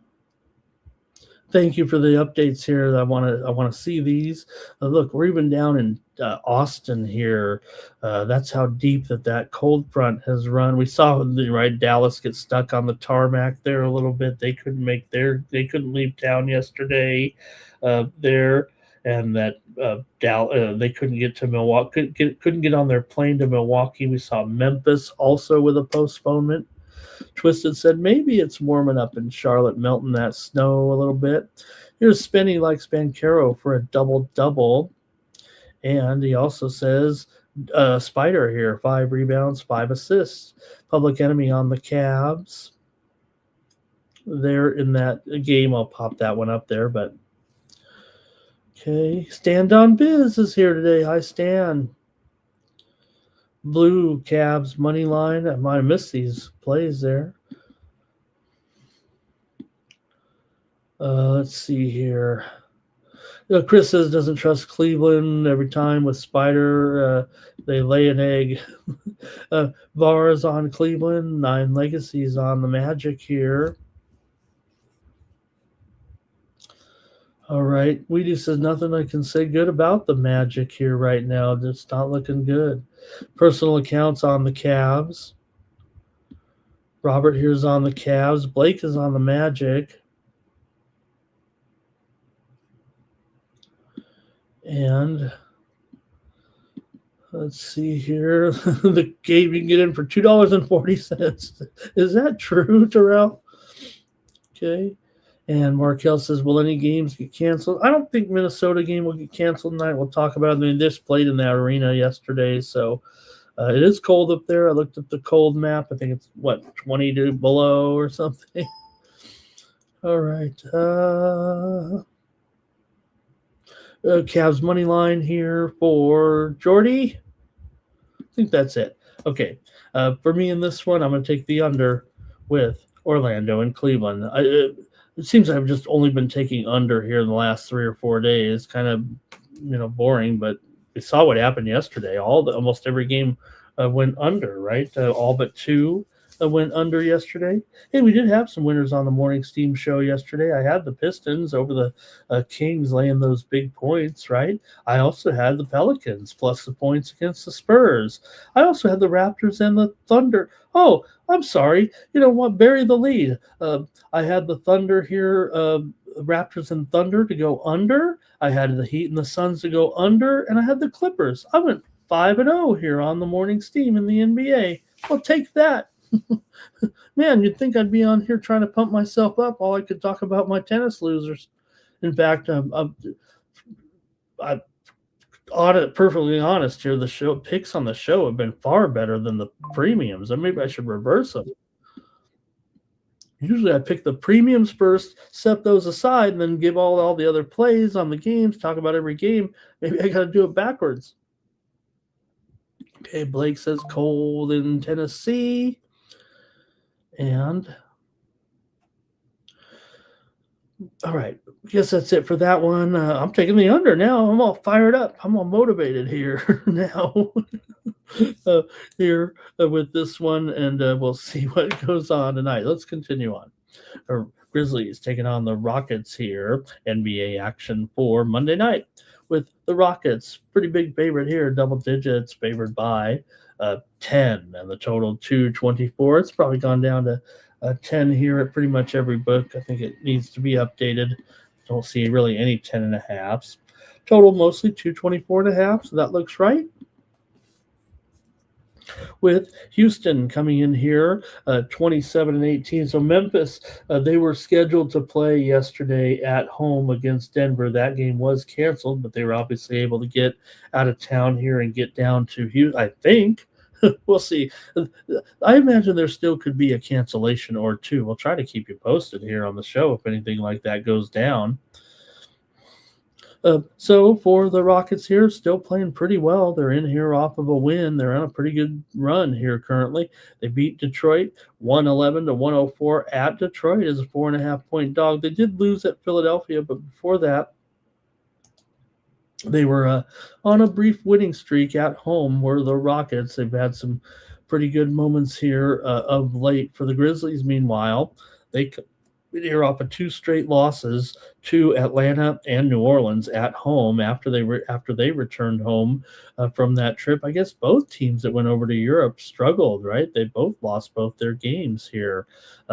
For Memphis, they are pretty dismal against the spread. They're one of the worst in the league, actually, so far this season. Talking about the Memphis Grizzlies, they are just 8-17 against the spread as an underdog. They're also 8-12 against the spread on the road. Houston isn't great ATS, 8-10 against the spread at home, 18-21 against the spread as a favorite. They've covered only 3 of their last 12 games overall, the Houston Rockets.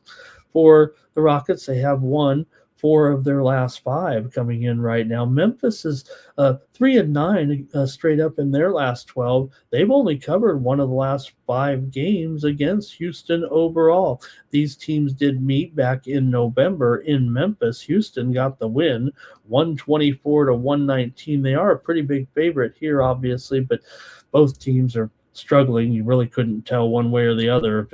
Like I said, Houston a little bit hotter right now, certainly, than Memphis.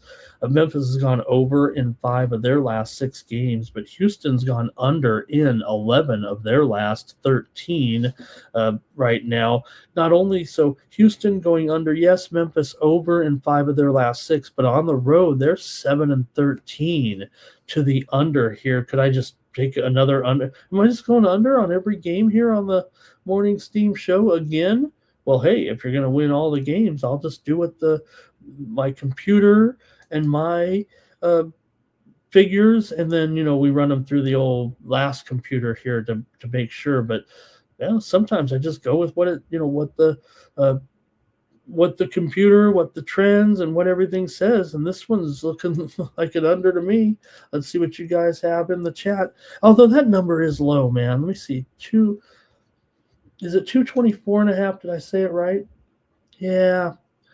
You know what? I might be on an over here. I know these trends are saying under. Let me see what you guys have. Maybe you can take me off this game. Here we go. All right. Terrell says maybe everybody's cold. Everybody's cold because they're cold. Hey, there's West Up Parlay Bowl. He's got Luca to go over in his points. He's got the Kings. Good job, West Up 420. Chris says take Durant over in his threes. 9 Legacy's got the Grizzlies on the spread. Public Enemy says the Rockets today. He likes a lot of these spreads. I think meaning maybe some favorites. And let's see, the movie The Day After Tomorrow. What was that one about? That wasn't the nuclear one, right? That was just The Day After. The Day After Tomorrow, though, was that an Armageddon style movie? As creepy as it sounds, I don't know. I'm not like those type of movies. I've always been attracted to those movies. Remember The Day After? Was a nuclear war movie. Also, Special Bulletin. Do you ever remember a movie Special Bulletin where they did I think that was based in Charlotte, right? Where they had a terrorist with a nuke on a boat and set it off, and it was filmed in like that news, like a video style. It looked like a live news broadcast. That really was creepy. They had to put disclaimers up on the screen because of that. Okay, let's see. Under for Blue. Spenny says he's got Amen Thompson, 7 rebounds, 5 assists. Under for Terrell. I'm having under regret. I think I'm actually going to go over in this one, but I do appreciate what Terrell is saying here. My computer is pointing to some specifics on the over here, even though I know I just read off, Memphis's situation. Blake here, Grizzlies, first half. 7-7 for Thompson there. Oh, the Tom Cruise. Okay, it is an end of the world movie. Thank you. Is that right? I don't know why. Maybe I didn't see that one actually. Maybe I did. The day kept repeating. I thought that was Groundhog Day. Okay, and the under for Jordy. You know what, guys? I don't mean to be a party pooper. I'm going to go with the over in this one with Memphis and Houston. Mostly, I think for me, seeing that total, look, the numbers I know are a little bit mixed for me here, and I did point out a lot of those under trends, but also should be noted that 5 of the last 6 meetings between the two teams have gone over, and just the fact that the move here has gone from 222 to 224. Maybe this is my least favorite game, but the move is on the over, and I'm going to take the over actually in this one. All right. I didn't mean to fool anybody there. I don't usually do that. Okay, let's move on. We got a couple more here, including the Lakers here taking on the Bulls in this one. We did get an update here. A lot of talk this weekend that Austin Reeves here is let's see, he is out of this game still. They were talking about Reeves here out with a calf injury right now still, and he's missing this game. For the Bulls, Trey Jones is out here. LaRabia also questionable for the Lakers in this one. It hasn't caused a line to move necessarily. The Lakers are still a 1 point favorite here right now in the total 235. This one's gone down 235.5 right now. Definitely a move. The widely reported steam did come in on the under in this game, driving it from that high of 237 here. For the Bulls, they've won 4 straight right now, have the Chicago Bulls. Good on them. Wins here over Brooklyn, the Clippers, Minnesota, and Boston. Kind of coincides with the return of Josh Giddey, doesn't it? This team's been looking good. They've obviously had some big moments here. They beat the Celtics the other night on a last-second shot by Kevin Huerter for that 4th straight win. For the Lakers here, meanwhile, they're coming off of a win over Dallas, where Dallas led by 10 with just 5 minutes remaining in the game, and the Lakers went right by them. Not only went right by them, but covered the spread as well as a 4-point favorite on the road. Lakers have actually won 3 of their last 4. This team is tough to figure out, but just when you want to bury them a little bit and say this team's all psychopath, that's when they come up with some wins. But that's what psycho teams do. I think some of it may have been the timing of that ESPN article that I mentioned. And yes, while it did throw LeBron a little bit under the bus, there. I mean, he's kind of a player that just says, hey, I don't worry about that stuff, and I take it out on the court. But Lakers come in here 15-11 against the spread as a favorite, but you're going up against the Chicago Bulls. Very good spread team, especially as a dog. Now, they are still technically a dog, 17-7 as a dog, but we'll see. I mean, this was rated very evenly, obviously. Bulls are 13-10 against the spread at home. Lakers are 10-14 to the under on the road, despite being 25-19 to the over overall on the road, definitely an under. And Chicago's 9-15 to the under at home. So that steam came in on the under. Let's see what you have here in this one. Bulls and Lakers. Here, Bulls playing with some momentum right now, no doubt about it. And Lakers here have just been 2-6 straight up in their last 8 games on the road. The Lakers are just 2-4 against the Bulls in the last 6 meetings. Chicago's won 5 of their last 6. They've covered 4 of their last 5 overall. They've won 5 straight at home. 7 of the last 8 meetings between these two teams have gone over, but these two teams have not yet met this season. Lakers have gone under in 5 of their last 7 on the road and under in 4 of their last 5 overall. So let's see what you have in the chat in this one between the Lakers and the Bulls. Chat all stars ready to go. And let's see what we got. Oh, okay, Terrell. Yes, I do remember that. And I think now his son, right? Dennis Quaid had his son, right? And then, yeah, I think that was that one, wasn't it? Spenny here's got some giddy props right now. I'm giddy to have Spenny here giving us some picks. Also, LeBron to get a double-double. And Robert's on the Bulls here. Blake likes the Bulls as well. Power Critters here today on the Lakers. Markel liked the Sixers in his game. Nice to see Markel. It's great to see him. I think he was in the chat yesterday on the football. Final. R. Tom's liking the over in this one. Chosen one leans under. However, Chris is on the Lakers here. West up parlay here. Luka on his points, assists, and threes. He's got some LBJ action in there as well. And he's got some Hachimura there for a big 6-game parlay. Is it 6 or the 7 legs there? And Jordy likes the Bulls here in this one. All right. And for me, I'm going to take the Chicago Bulls here against the Lakers today to win this one against the Lake Show Bulls on a little bit of a roll, but I think I'm going to have a premium in this one, so I'm going to hold off on the total. But I think you kind of heard maybe in my speech there, my run-up, what I like on that. Chris Warren also there, LBJ over, and Spenny says, look, he likes this one to have some production. Public Enemy, Lakers money line.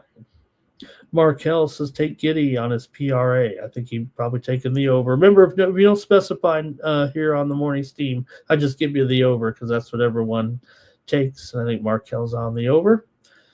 No one takes any unders in player props anymore except me.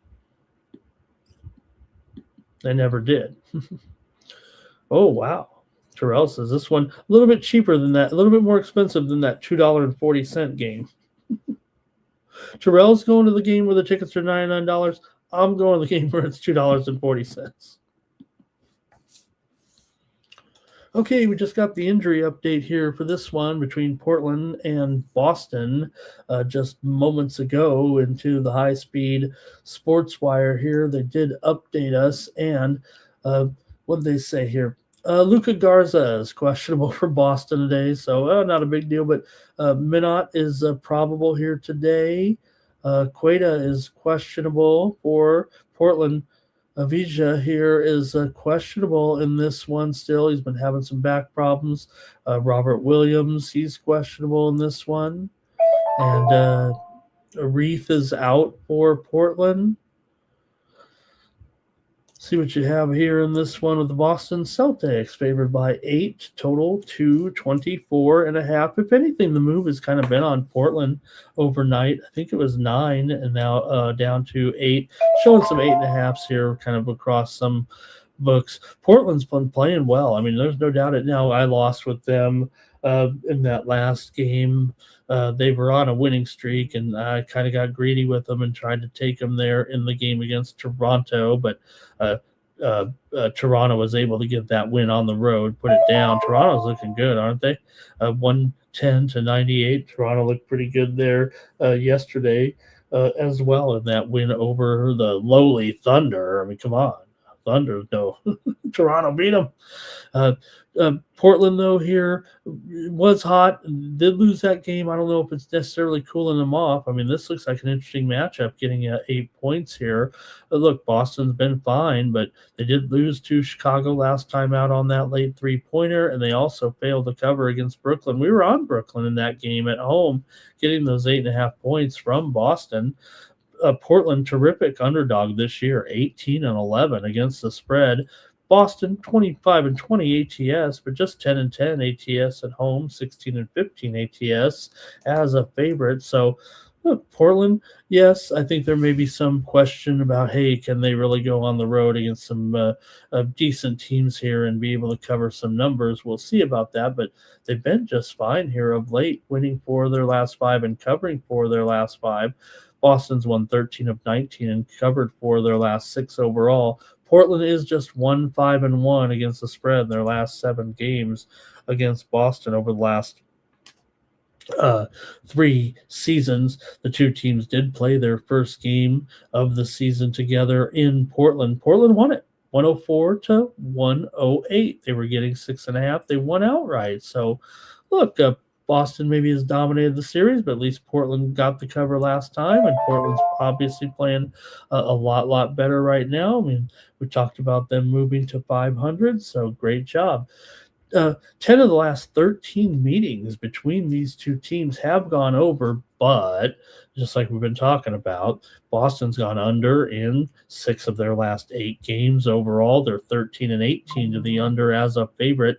Portland, 10-19 to the under as a dog. They've gone under in 14 of their last 19 games. So see what you think here in this one with Portland and Boston. Look, it is just 224.5 here, but I'm going to take the under in this one with Portland and Boston as my play. Give me the under here in this one.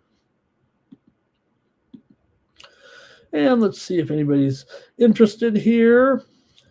Terrell's never seen LeBron in person. Probably got to go there, Terrell, then.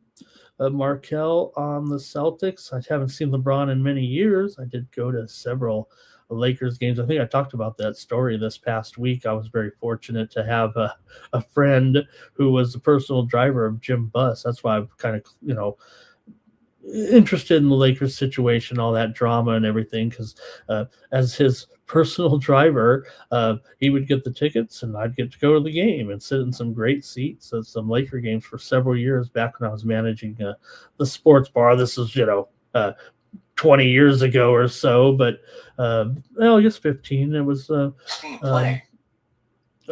the era that I'm thinking of LeBron was actually a Cavalier, I think, at the time when I saw them. Here's some steam coming in right now with Central Connecticut and Stonehill. We mentioned that one here as one of those write-in games. We also mentioned the Noli. That goes against Noli's play there, doesn't it? The steam has just come in on the over here. Remember, Noli said go under, so you're going to get a little bit better number. This one's up to 135.5 here right now, I think, with Central Connecticut and Stonehill up to 136 here right now with Central Connecticut and Stonehill. So we're getting a little bit better number. That's just Noli's play. I'm not going to go chase the steam in that one. I'd rather go with Noli, but that just in off the high-speed sports wire. All right, here comes some more Portland here right now. And Chris saw 10 on the game.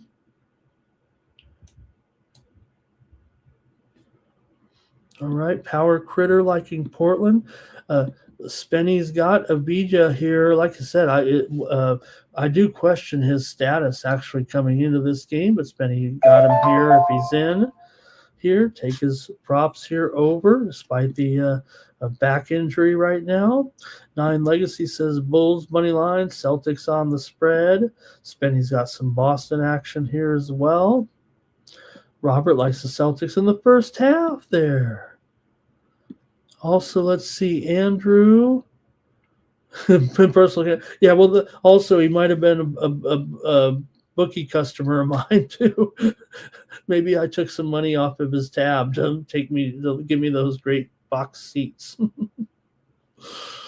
Okay. Spinny says Avija in here hopefully today. Hopefully he will be in because hopefully he will be in, Spinny, if you know what I mean. I think Portland playing well enough. This one, I feel like for Boston, maybe, they did lose that last game, but may overlook these Blazers here a little bit. They're doing pretty well. Okay, let's go to the last one here in the NBA, man. All right. With the Warriors taking on the Timberwolves here tonight. Got the Warriors here coming in off of a win. That's not their 2-game losing streak when they knocked off Minnesota last night. They really crushed Minnesota. Minnesota doesn't do Prince any respect. They wore the Prince jerseys out there.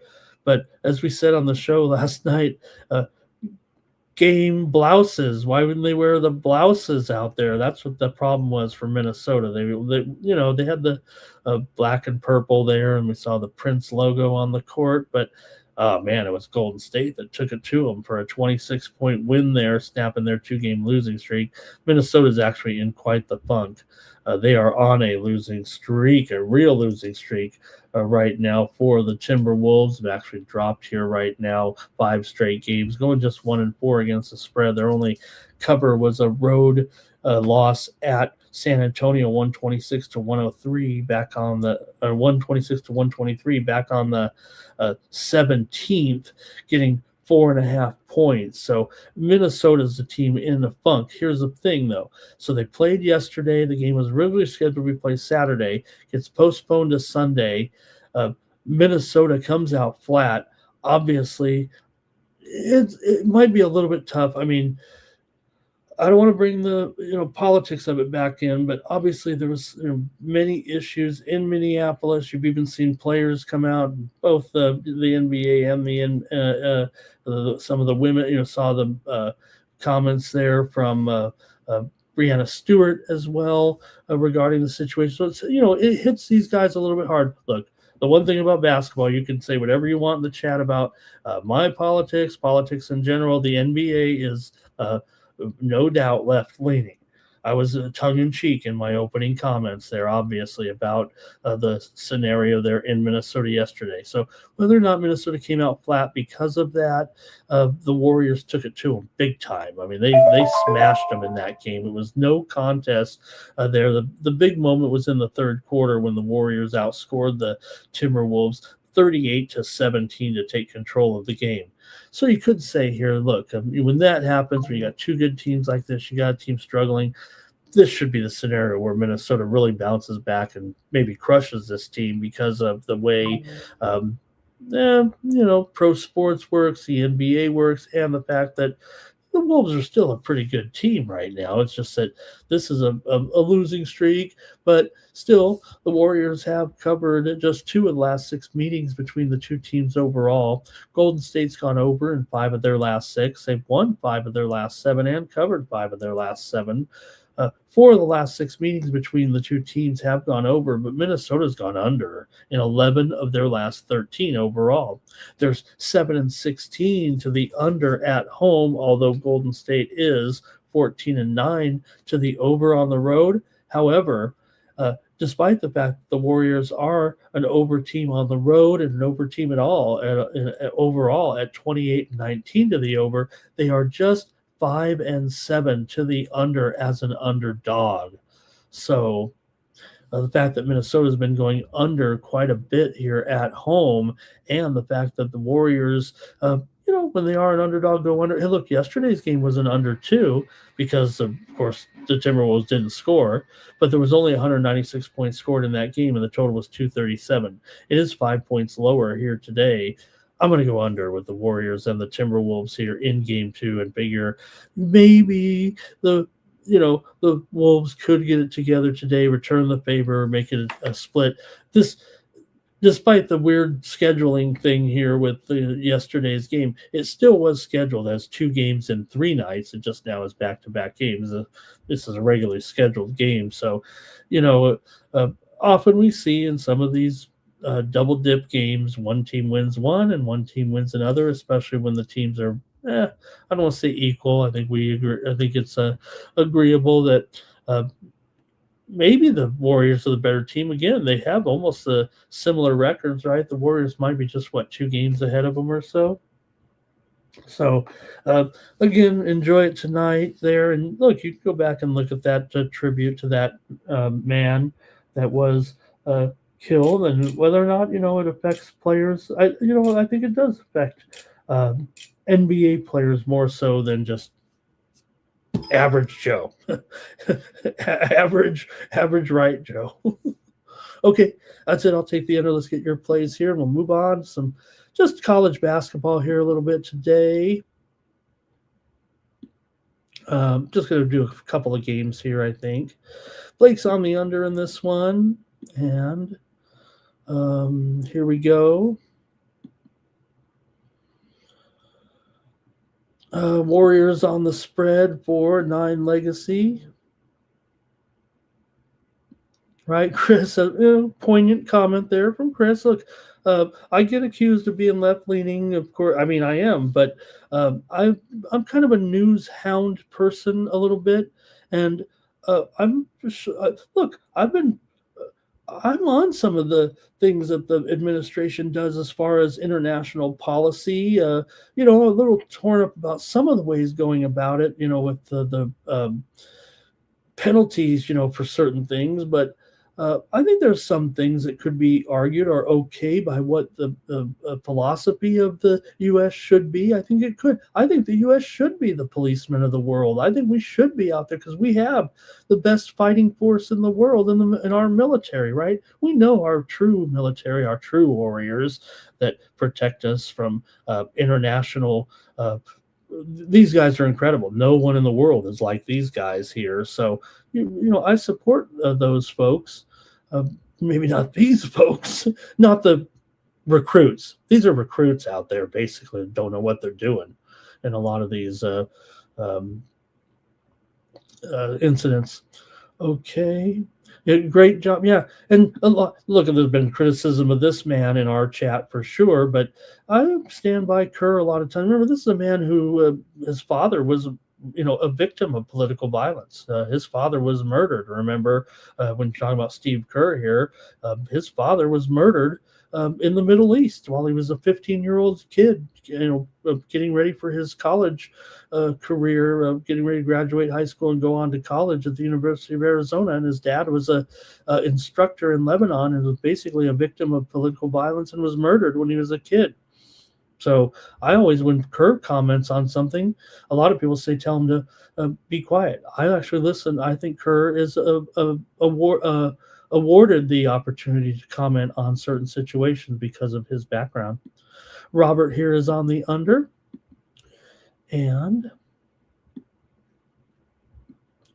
here, you guys see it fine? I mean, I know there's two ways to look at that incident there. I think you know which way I'm leaning there on that. And again, why do we need people who out there buying their own military uniforms? Basically, did you know that most of the recruits that are in those new groups, the ICE and the federal, they buy their uniforms themselves and then are placed in there as federal agents. It's like remember when you used to go buy the Boy Scout uniforms and you go to that place where they'd have all, you buy your uniform. I mean, that doesn't make sense to me. Here's Randall for a double. And Spenny here, he says Randall as well. And this was fine to get this discussion. I mean, a lot of people don't like this on a sports show, but this is the only platform that I got. And I really love to, watch certain things like this. So thank you, guys. I don't mind any bad, comments in there. I'll just accept them. Okay. And no more comments about basketball, so I think we better move on. But thank you all. And I really appreciate everyone here and their views, no matter which they're on here at this point. I certainly can see it from the perspective of those who are in disagreement with me in this particular situation. But again, there should be no federal agent. There should be no protest. There should be no federal agent. There should be no reason these people are on the streets at all, one way or the other. It feels like to me in this incident, things like that are going to happen. It's like sometimes when you go to a football game and you have team A and team B, right? And how many times do we see the fight in the stands, right? Okay, here's the last one though. Funny, right? I don't know if everybody caught this, but on Saturday night, I guess Greenland had in their capital city a blackout. Like the power went out. Like that's what the U.S. would do: cut the power, and here we come. Let's go to some basketball, college ball tonight. Started off here with Louisville and Duke. We already mentioned that steam that came in on the Blue Devils here in this one, and this one's been rising, hasn't it? Right now with Duke here favored by 8.5 right now, 157 or so. Duke's looking great here, 18-1 right now. Just when you thought Duke needed a retool, or here they are again. What can you say? Louisville's got a pretty good record here, 14-5 coming in right now, but we're here in Raleigh-Durham, and Duke is 18-1. As I said, they're on a see if I can get the current winning streak at 10 here.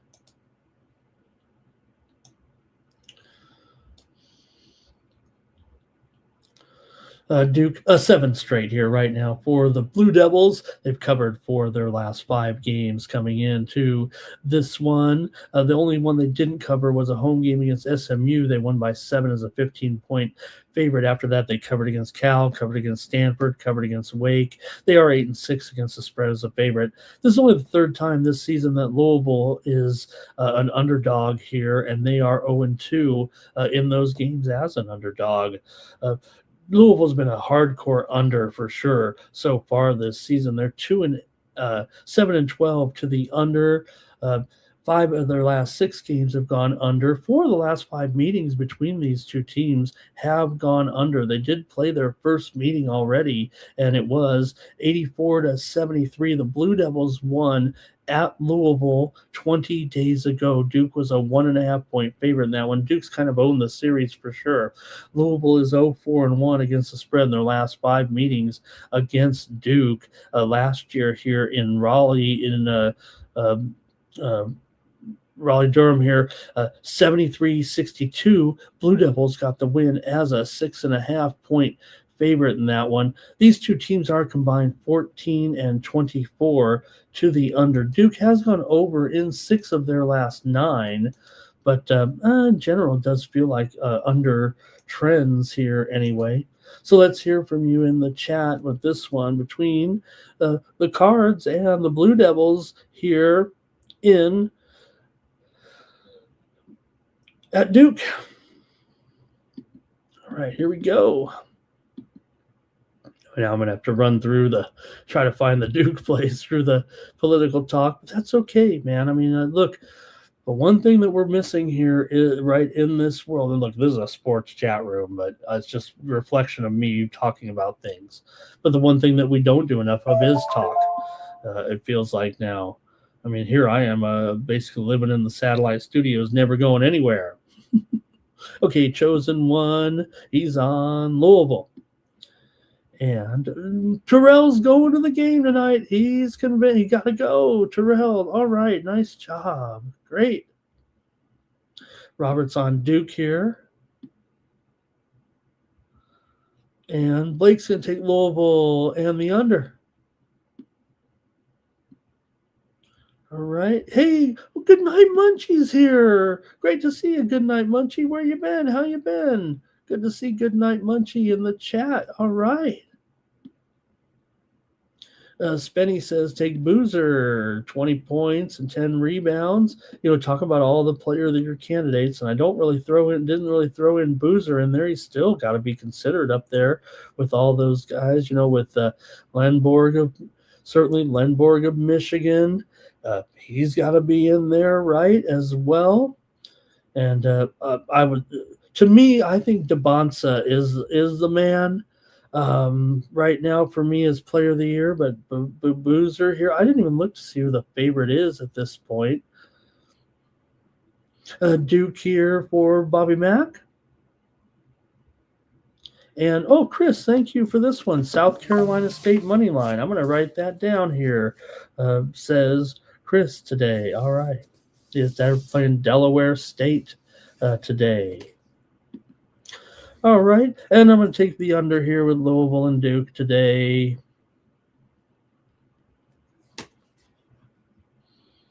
Is he? Yeah, for sure. Look, there were some great freshman performances this weekend. We saw the kid from Houston have a great game as well. 3 freshmen scored over 40 points on Saturday. Okay, I picked one a game here I thought had of interest in the mid-majors today with this makeshift schedule. I thought this was probably the best of the games.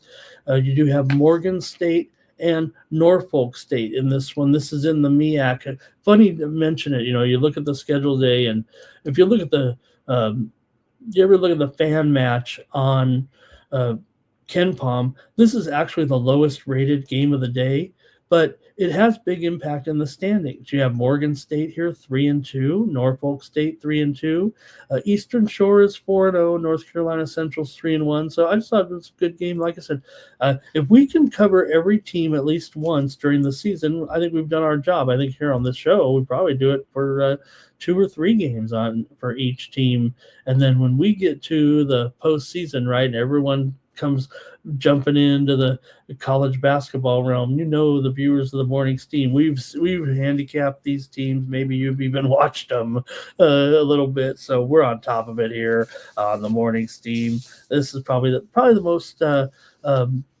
competitive game in the standings today. Well, Arizona BYU notwithstanding, I'm talking about the mid-majors. We only got a few games to choose from, so I had to pick one of these 6 or 7 games here. I've only picked 3 games out. If you guys like any other games, let me know, but I have some premiums today. Okay, so you got Morgan State going here on the road, taking on Norfolk. As I said, both teams kind of up there in the MEAC, tied for 3rd here currently. like I said, Eastern Shore. If you look at the overall ratings, Howard obviously was off to a poor start, so they put themselves a little bit behind the eight ball. But Norfolk has two of the best players in the conference, in Jameson and McComb, and I think overall, given their position, they're probably the best team out of the teams that are left. But Maryland Eastern, I say the teams that are left, Howard could still come back here at this point. I think Howard is still the best, but Maryland Eastern Shore, they're doing well. Central's a little bit of a surprise, and to me, it's really Norfolk that's supposed to be the best team. They've got those two-star players, two of the best players in the conference that I just mentioned.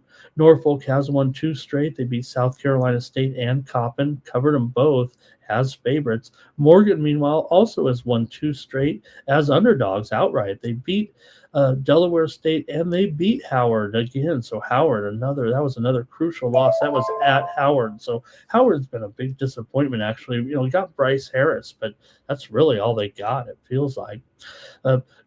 Norfolk here is 1-5 against the spread at home, usually because they're just favored by too many points. Morgan State, though, they're 3-7 against the spread on the road, so they really haven't covered their end of the bargain in some of these games. But now they've won some conference games here for sure. You got to give them a chance, don't you? As a 10-point dog, let's take a look at some of the numbers with these guys. Morgan State just 1-5 straight up, and 1-5 straight up against the spread against Norfolk, but 5-0 against the spread against Norfolk. In many of those games, they covered games just similar to this, where they were getting double digits and they covered the spread a lot of times. Last year at Norfolk here, Norfolk won 58-55 as an 11.5-point favorite. Earlier that was actually the conference tournament game, I believe. At Norfolk last year was 69-60. Norfolk, they were laying 13.5. Morgan State actually won their game at home against Norfolk last year as a 9.5-point dog. So usually they lose, they cover. That's what happens when these two teams meet. It's almost like clockwork over the last 3 seasons between these two clubs. So see if you see it this way like I do, you can make your pick. The widely reported steam did come in on the over, as we mentioned. I think I got to update that. It's a 154, and the spread's gone down here a little to 9.5. I'll call it 9.5, 154 here in this one. So, look, I don't want to take you off of it if you don't see it that way, but Norfolk is just 2-5 against the spread in their last 7 games, despite going 4-1. And Morgan State here is 4-1 in their last 5.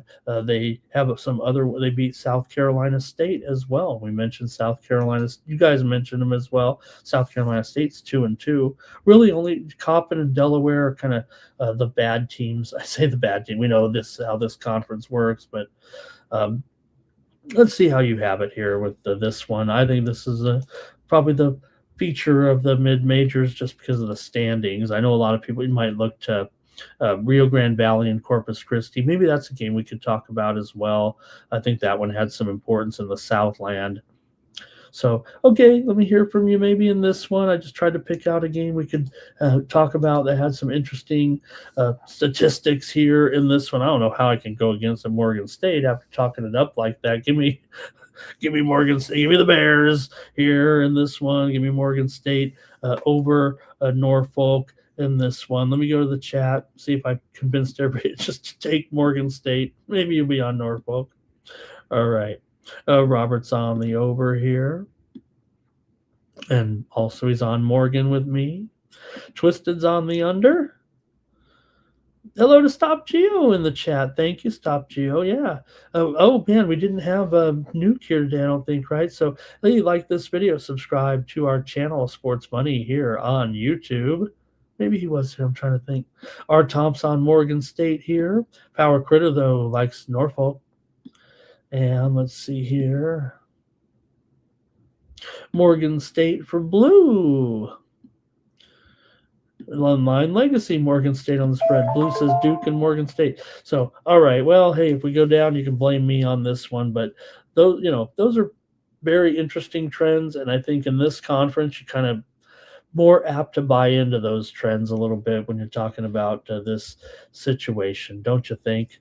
I'm going to take Morgan State here in this one, but look, the steam came in on the under. I'm not so sure. I didn't talk about the under here. Look, Norfolk's 5-1 to the over at home so far this season, but we're getting kind of up there here. I'd probably go under, but make my play Morgan State officially here.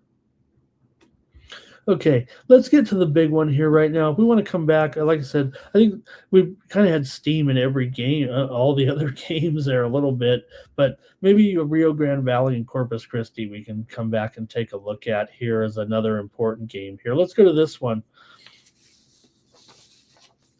This is one of the biggest games of the season, it feels like right now, with Arizona coming in here 20-0.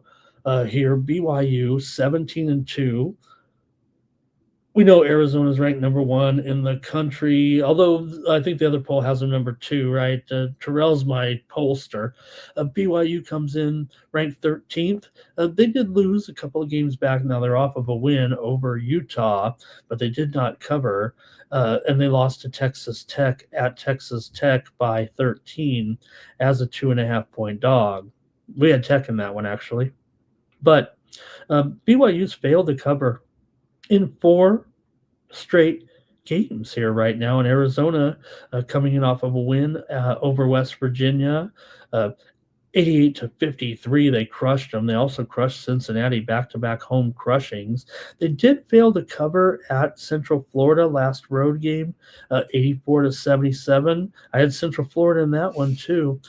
Arizona, though, 6-1 against the spread on the road, 13-7 against the spread overall. For the Y here, they're not a great spread team. If anything, they might even be considered a little bit overrated given their spread record compared to their overall record here. But that's because usually they're laying a ton of points and not getting it done.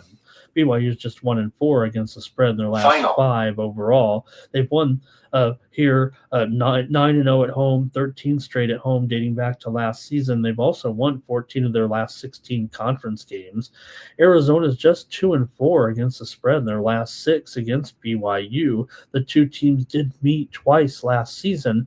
BYU won at Arizona 96-95 as a 7-point dog. However, Arizona won at BYU as a 3-point dog, 85-74 in their first conference together. I haven't looked at the chat yet, but I can't wait to see if we got spending on some Pete props and some DeBonsa props. But don't forget guys in there like Bradley. Arizona's covered 10 of their last 14 overall. They've gone over in 10 of 15 here. But, man, not a lot of other trends supporting the total in this one. Let's see what you got. The steam came in, like we said, on BYU, and this is a great game for a slow night, isn't it? This is a featured attraction here. This could be a Monday night. Well, I'm not saying national championship, but we know no West teams ever make it anymore to the national championship game, do they? Okay, here we go.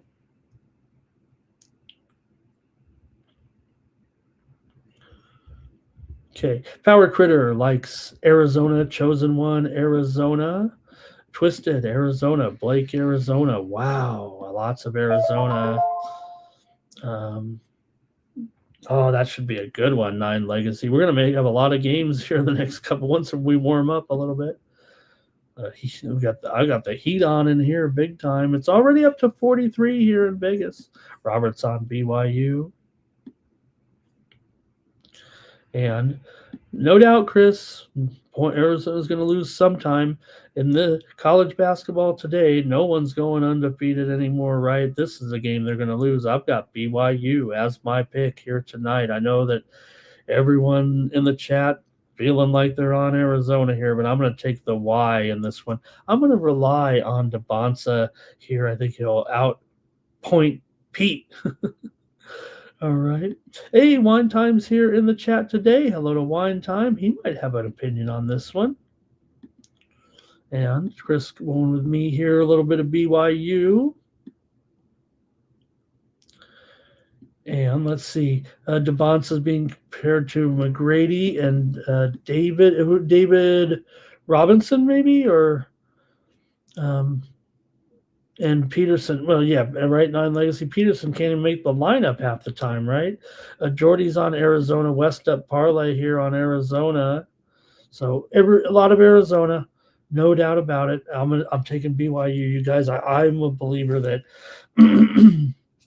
in college basketball we do see teams eventually lose, and you're going to lose in the toughest games on the road. If Arizona comes out of this one, they're going to be flying with flying colors, right?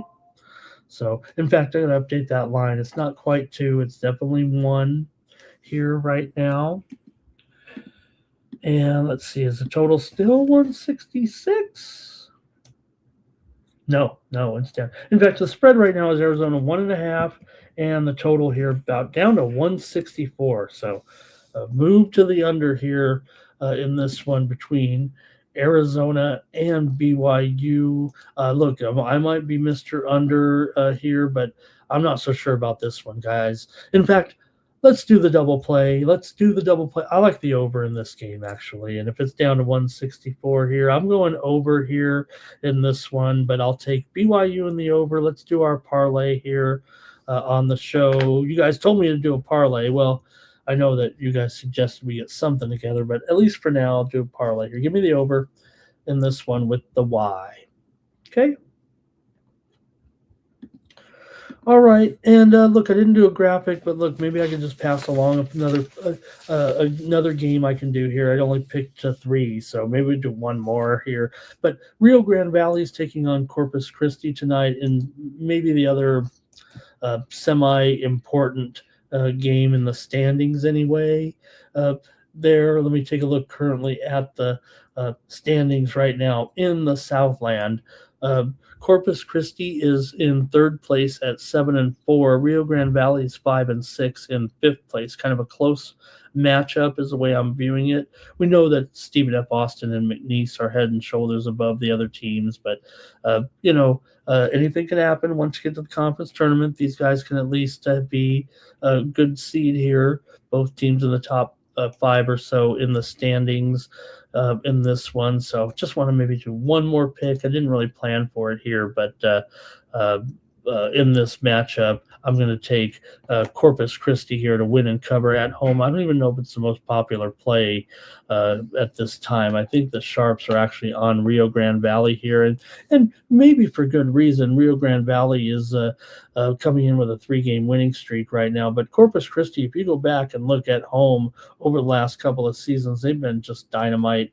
They're 6-2 straight up at home this season, but they've won 16 of their last 19 games at home. We know when you talk about these conferences, usually when you talk about the home streaks, they've only played conference teams at home. We know a lot of these conferences play most of their schedule on the road, especially the MEAC and SWAC, but also some of these others as well, such as the Southland. So Rio Grande Valley has gone just 3-6 against the spread in their last 9 games overall. Corpus Christi's actually won 6 of the last 9 meetings between the two teams. Corpus Christi is 6-2 straight up against the spread in their last 6 games overall. This series is a bit of an under. 11 of the last 16 meetings between the two teams have gone under. That's probably the way I would go in this one. Rio Grande Valley is 7-11 to the under overall this season, and the two teams did meet earlier this season at Rio Grande Valley, and it was just 63-59. The total in that game was 137.5. So like I said, I think the Sharps are probably going over here, but they only scored 122 points in the first meeting at Rio Grande Valley here. And then when they met last year at Corpus Christi, it was also a low-scoring, not a low-scoring game, but it did go under last year here at Corpus Christi. They actually split the 2 meetings. The home teams won last year, the 2 games. Okay, so that's one more game to look at. I know I didn't have a graphic there. Sorry about that. Didn't think about it there, but I was like, man, we got to do one more college game anyway, huh? Chris loves that mid-major action. And Nine Legacy is going to be on, and I think that's A&M Corpus Christi. Yeah. Okay. Okay, we got to go to the ice right now. We got 5 games tonight in the National Hockey League. Bum, ba-da-bum, ba-da. Okay, let's go to it. Take a look at what we got here with the Utah Mammoth on the road taking on the Tampa Bay Lightning. Look, we've already been talking about how good Tampa Bay's been looking. They've had a few hiccups here last few games, but right now the Utah Mammoth are one of those teams playing incredibly hot, playing out of their minds here with a winning streak. Probably their best streak of the season right now for the Tampa Bay Lightning. Let me fire up the goalie computer over here and see what we got. I'm showing Vemilka here going up right now against Vasilevsky here. Nothing's confirmed in this one. Tampa Bay had their 3-game winning streak snapped last time out with a loss to Columbus on the road, 8-5. We had Columbus in that one the other night. Remember, if you were joining us for that live stream on uh, uh, uh, what was it, Saturday? Were we on the live stream there? What were we doing there on Saturday? I thought we were on the air there with the UFC, of course. The UFC, of course. That did snap their 3-game winning streak. They had wins over Dallas, San Jose, and Chicago. For the Lightning here, like I said, they've been one of the hottest teams in the league, no doubt. This season, they've really worked themselves into championship contention. They're actually here right now, 6 or 7-1 to win it all. Tampa Bay's won 14 of their last 16 games. They had 5 straight games at home, but the Mammoth have won 5 straight overall. Tampa Bay's won 8 of the last 12 meetings. The teams meet just twice a year against this franchise. They've won 8 of the last 12 over the last 6 years or so. These two teams did play their other game this season. It was at Utah. Tampa Bay did win that one 4-2 back in November. Utah's gone under in 5 of their last 7 on the road. Tampa Bay's gone under in 5 of their last 6 overall, although the series is 7-3 to the over in the last 10 meetings overall. Utah's been going under here a little bit of late, 12-15 to the under on the road, or under on the road. They've been going under the road. Like I said, at home, they kind of go over. So let's see, though, what you got here in this one with the hot Mammoth and, still hot Lightning. I mean, this team is obviously going, you can get a deep run, I feel like, going here in the postseason. So let's see what you got here in this one, and I'll go to the chat, then maybe I'll make my play here.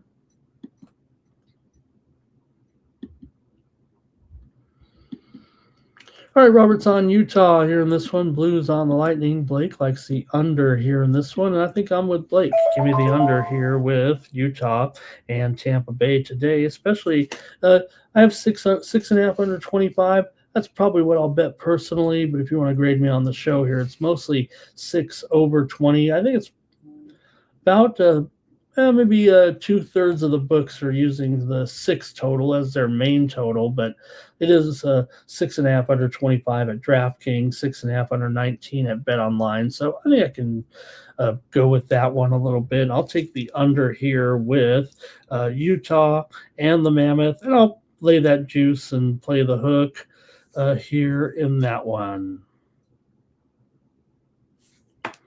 Right, 9 Legacies on Tampa Bay. All right, the Kings are on the road, and they're taking on the Blue Jackets here in this one. Blue Jackets coming in here 24-20-7. They've won 2 in a row. The Kings come in 21-16-13. The SL loses 1 in overtime again. They are winners of 2 straight as well. Columbus is a slight favorite here. It does feel like it's moving a little bit to the Kings. Whether or not this will be a pick 'em by game time, it very well could be. But Columbus here, 13-8 at home. 11-4 is a favorite. I'm going to move this down to $1.15 on the screen just because I think the line has moved here to the Kings. And I'm going to call the total here 6, maybe 6 over 15 is generally the price here right now. The Kings are 7-10 as an underdog this season. They're 13-6, however, on the road. We know the Kings have been one of the best road teams around this season. LA does come in here with a record of just 3-6 in their last 9 games overall. They've actually beaten Columbus in 6 of the last 9 meetings, but Columbus has won 6 of their last 7 games coming in. Their only loss was at home to Ottawa, 4-1 back on the 20th. But before that, they had won 4 straight before losing, and now they've won 2 straight. They've won 4 of their last 5 at home. They've actually beaten the Kings at home in 4 of the last 6 meetings. So this is a home team dominated series, but they just meet twice a year. Kings have gone over in 10 of their last 14 and 4 of their last 5 games on the road. They did play their first meeting already. Columbus won it in LA 3-1, second straight win for Columbus over LA. They won last year's home meeting here 3-2 back in January, basically 364 days ago. So, talk about sometimes the patterns and the repetition, and how sometimes that is, just speaking of whatever we were talking about earlier, the movie's a Groundhog Day, right? Sometimes when we see those tendencies and trends, that's where you really, I throw these around just because I know that people listen for specifically the trend that they're looking for, but sometimes on these type of games where the teams just meet rarely, what happens is, I know I've explained the concept before, but a lot of these teams are so, it's organized, right? And the road trips are kind of the same. You stay in the same hotels, you take the same patterns a little bit. And so sometimes you're just going to have more success, maybe in one city to another. Maybe the hotel, maybe the ICE protesters aren't banging on the drums outside of your hotel all night. I don't know. Whatever it is, you perform better in some cities.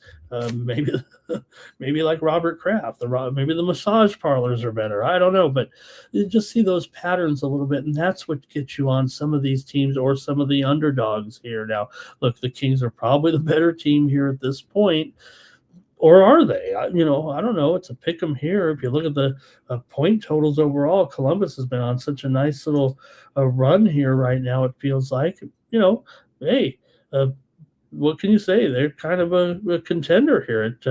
They probably have some work to do, but in the Metro, it's so close. They have 55 points, and Philadelphia is in 4th place with 57 points. So any of these teams could get hot and move up the standings, except for the Rangers, of course. All right, go ahead in the chat, see what you have. I'm getting a little delirious, speaking of Prince, with some of my comments. So let's see what you got here, though. Columbus obviously doing pretty well here of late. Let's see what you got in the chat. Mentioned LA, by the way. They're still in 4th place. And look, anything can happen in the Pacific Division, too, because of the standings. You basically have 3 teams with 55 points, and a couple of those teams aren't going to make the playoffs, including could be the Kings, could be San Jose, could be Seattle. We're going to, in a month or two here, really start talking, where these teams are shaping up. We passed the halfway point of the season here, even though we haven't gotten to the All-Star or, the Olympic break. We're moving in on the Olympic break here also in hockey, so we'll have a couple of weeks off from the NHL. But, we're going to talk Olympic hockey on this show. Mike already sent out a memo. He said, I have to do it. All right, here we go with this one. It's going to be Power Critter on CBJ. Blake's on CBJ. I don't know. Some people have a different terminology for CBJ. The other 9 Legacies on the Kings. Blues on the under. Robert's on Columbus here. See, Blue says it's deja vu sometimes. He's got some... Oh, God. Blue, stop. Twisted here with his hockey plays in here. Utah and Tampa under. Bruins, Rangers under. Ducks, Oilers over. Thank you, Twisted. Lightning money line. Good job. All right, I guess that's it for this one. I guess I got to make my call here tonight with my Kings on the road against Columbus. It feels like, let me look at the goalies here. Elvis. Oh, let me change it here. Elvis is in the building tonight. It's likely that Elvis will be the goalie, and I would imagine that's the case. So that is kind of a big deal.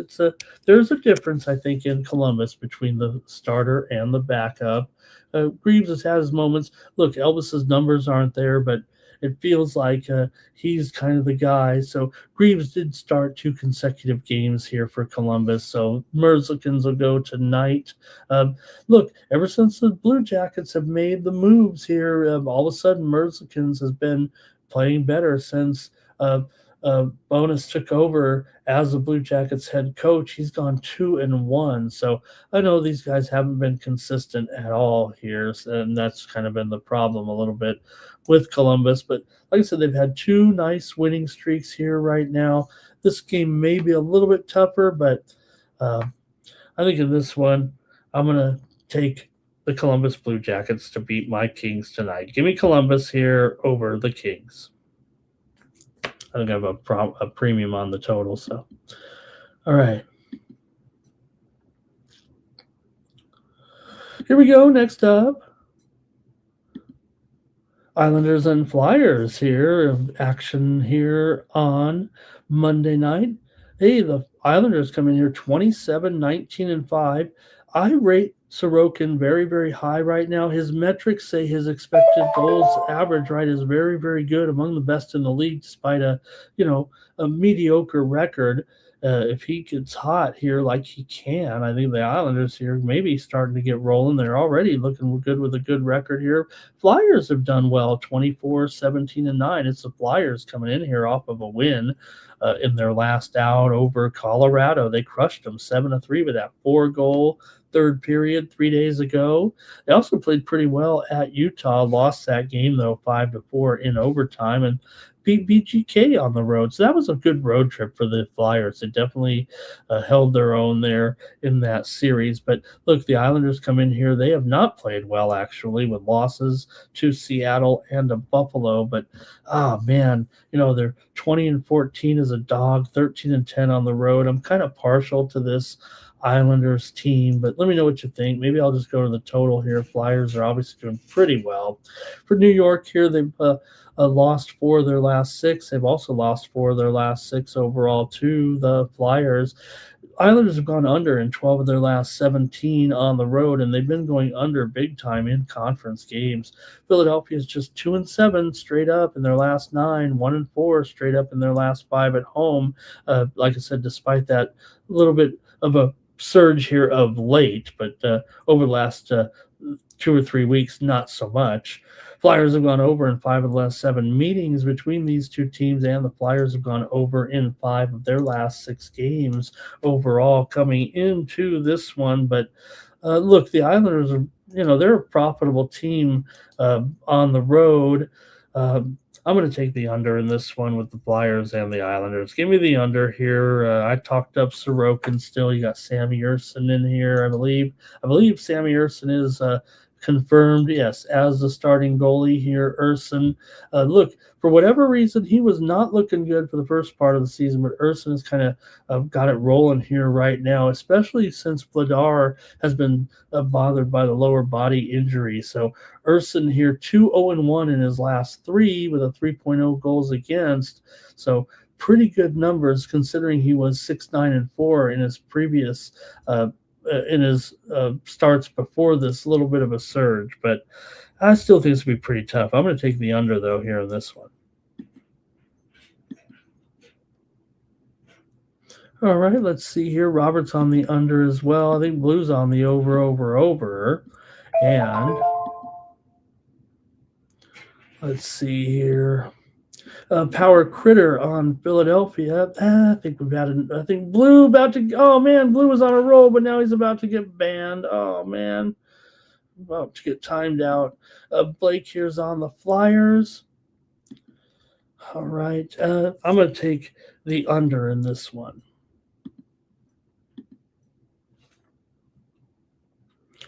All right, next up, the Bruins are on the road taking on the Rangers. Well, hey, the Rangers are at home. That's not good. Boston's been playing pretty well here of late. 2 straight wins here for Boston coming into this one with wins over VGK and Montreal at home. But still, pretty good. The Rangers have lost 3 in a row again. Now, they were on the long road trip out west. They lost to the Ducks. They lost to the Kings. They lost to the Sharks. They lost them all on the West Coast. But that's bad because remember the Rangers, we talked about how, hey, at least they're good on the road. They've won some games. Well, they didn't win those right now, and they're stuck here in last place in the Metro, one of the worst teams in the league right now, the New York Rangers. Here, they're only better than 4 teams right now: Vancouver, Winnipeg, and St. Louis, with their 48 points. So this doesn't look great here, especially, Rangers are even money against this Boston team that's actually playing pretty darn well here of late. Not only did they win those last 2 games in a row, but this is where Boston, they've been heating up here all of a sudden.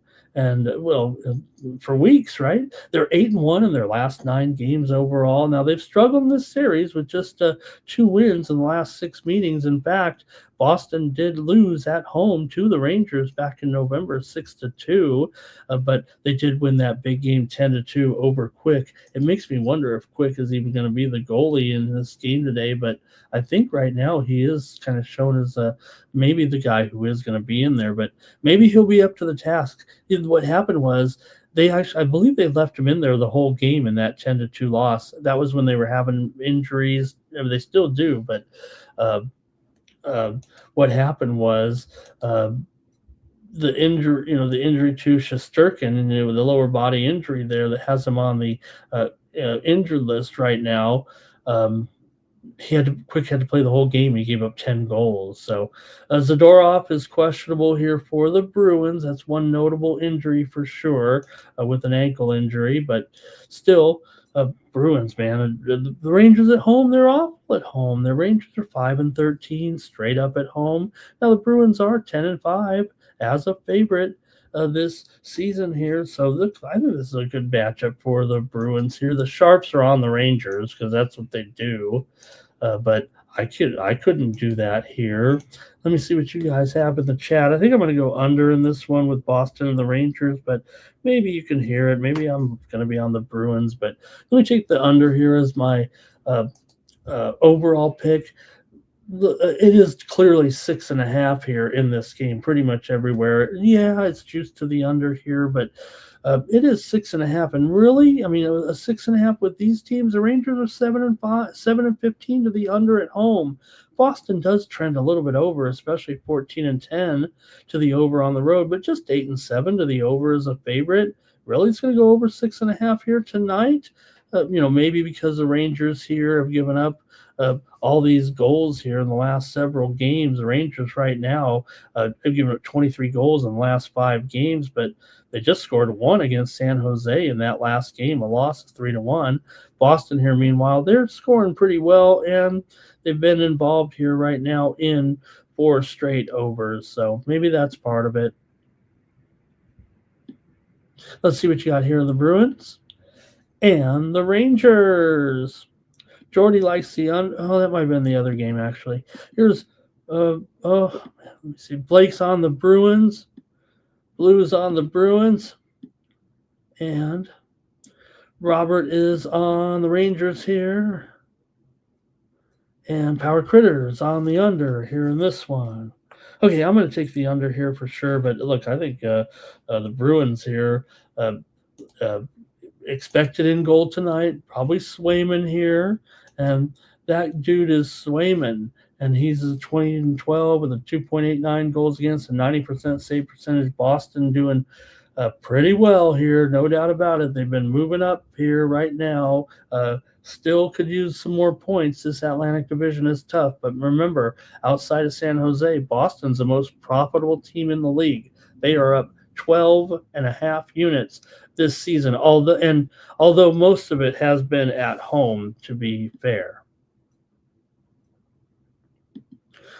One more tonight, and look at this. We've got a true 7 here, it feels like. I think most of the books are showing the 7 right now. Ducks and Oilers here. Oilers are minus 250, but you know what? It might be higher than that since I don't have the minus up there. Maybe I'll update it here. I think we're seeing every book is well over 250 for sure. I'll put 260 just as that's kind of the lowest number, but what is going on? Are the Ducks? Is everybody injured? Um, uh, are we not paying attention? Are the bookmakers just going off of a long-term history here? We know that the Anaheim Ducks are just terrific right now, hot as can be. Yeah, sure, the Oilers are the Oilers. They're at home. They're off of a win, but Anaheim's on a big-time winning streak right now, and they look the part. They look the part at least of a playoff team here. Come on. Uh, Anaheim here right now, winners of 7 straight games, 4-1 their last 5 on the road. Now they have lost 11 of their last 15 to Edmonton, but we know the Ducks were not as good as they are this year. Ducks have gone under in 5 of their last 7 overall. Edmonton has won 4 of the last 5 here at home as part of that 11-4 run over the Ducks. Edmonton's gone over in 14 of their 18 games against Anaheim. And okay, the total 7 under 20. Look, you could take 6.5, but I believe the juice has it at 6.5 over, at least minus 35 at the sharp books, and it's the square books. It's 6.5 over 48 at Bet Online, 6.5 over 55 at DraftKings. Look, you can't really look at it any way other than over. It feels like, unless you just look, you got to get 8 goals to win. 7's a push. So, for Anaheim here, they're 33-19 to the over. Edmonton 17-8 to the over at home. So look, it does seem like an obvious over, but the two teams, they haven't met this year. But last year here, the games at Edmonton, it was 6-2 Anaheim and 3-2 Ducks in the 2 games last year. So one was over, one was under, but this is probably the highest total of the year. I think we had one other game that had a 7 as the main total, if I'm not mistaken, but let's see what you have here. Look, the Ducks are probably the look, I would think. Let me make sure it's Bill Husso in there. That's probably also part of the deal with the goalie situation. Husso is likely to play in this game. He's 6-4-1 with a 3.07 goals against and 89% save percentage for Yari here. 14-5-2, 2.82 goals against and a 90% save percentage. So, look, Anaheim's been terrific right now. And yes, maybe they don't do that well against Edmonton, but this team feels like they're having their best season in years. Remember when the Ducks were actually good for a few years with Teemu Selanne? Okay, Edmonton here just 8-17 on the puck line, 16 at home, 16-29 on the puck line overall. Anaheim 23-13 on the puck line. So that a 7 might have me a little bit too intimidated maybe to play the total here, although I do have a pretty good opinion on it. I'm going to take the Anaheim Ducks plus 1.5. I think they're actually minus $1.15 right now. That goes to show you, even with a 260 favorite here, that you still got to lay just a little bit of juice with this big underdog. But probably willing to do it. Go ahead and do it with me here. Give me the Ducks plus 1.5 at minus 115. I'll go to the chat and see what you have here. And Nine Legacy took a New York Moneyline solo and Moneyline parlay. New York, big city of dreams. Everything in New York isn't always what it seems. You might get fooled if you come from out of town, but I'm down by law and I know my way around too much. Too many people, too much. Ducks here plus 1.5. Terrell's got me on that one. 9 Legacy Oilers puck line here. Twisted's going over in this one. Robert likes the Oilers to get it done. And that's it. All right, I think that's it from you guys. Hey, don't forget, you can get more plays from me. I saved some premiums. Hopefully, they're my best plays out there today. Robert says, don't forget, Ramon, the Monday features. Here today, we do have EPL, Leeds and Everton, Serie A, Udinese and Verona, La Liga, Getafe and Girona here, and in their Juventus and Parma there. That is what is that? That is the is that a oh, it's a women's game. There we go. Thank you, Robert. Women's action there. Thank you, Robert. No wonder I didn't see it there, but we do have some good action on the pitch today on your on the Rio Monday Night Football. All right, get more picks from me here today by going over to winnable.com/Ramon and pick up some premium picks from me, or click the QR code right there and it'll take you right to my winnable page. I promise it works. Just click on it with your phone. You know how it works. I think I could probably do it myself. Use the promo code STEAM to save 20% off those premium pick packages. And here's Mikey to tell you all about it. And then we're going to do a drawing and someone's going to win 1 month subscription here to those picks.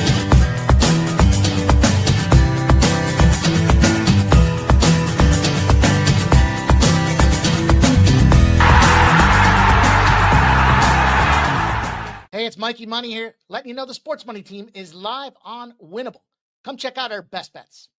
For a low monthly cost, you get the very best bets delivered instantly to your phone by text the moment they're locked in. No delays, no missed lines, just the smartest plays at the best odds. We do the work, you get the plays, and they're sent right to your phone right when we drop them. Don't wait, don't guess, don't miss the line. Join the winning team today and start cashing tickets with Winnable.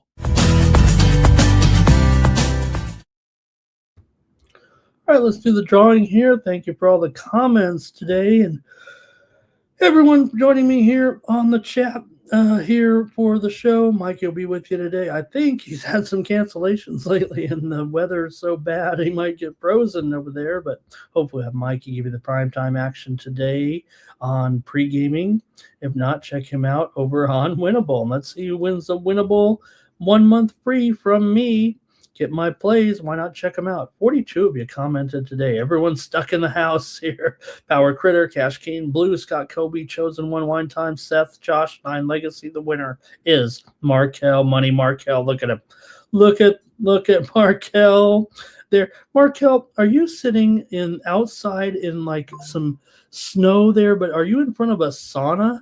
Does that look like a sauna back there? Maybe it's a storage shed or something too, or maybe might be a front gate. It looks like maybe a brown gate there too. It looks like a sauna though. Cool. Markel wins. So Markel might be already subscribed. So I will give Markel another month. If not, use the promo code WINNER to get in there for free for 1 month. I mean, Markel, I would get Markel's picks Markel, give me your winnable. Thank you, Markel, and thank you everybody for a great show here today. Really appreciate it. And thank you for being a supporter of mine, everyone who's on those subscriptions. I'm a little steamed right now. I've definitely had my worst week of Winnable since we've been doing this. So I'm ready to go here, turn it around, maybe get rid of this weather here, and we'll get it going. Thanks for joining me, everybody, today here on the show. And thanks to everybody in the chat as well. Your picks were just as good as mine today. I know that. So good luck, everybody, and have a great day. Stay warm, stay safe. Don't protest. Or protest some other way here. Maybe just put it on your Facebook, okay? There. All right, that's going to do it. And for the Sports Money Network, I'm Ramon Scott. So long. That's gonna cover, that's gonna cash. Then we make the 100-yard dash to the window. I don't know what you thought. It's Ramon Scott running so hot. Sports make money and we make money with sports money every single day. NFL, NHL, NCAA. Stay away from the juice or might play a parlay. It's the morning steal. What? Ramon Scott. Sports money. What? Wake your ass up and let's get to the money. Get to the money.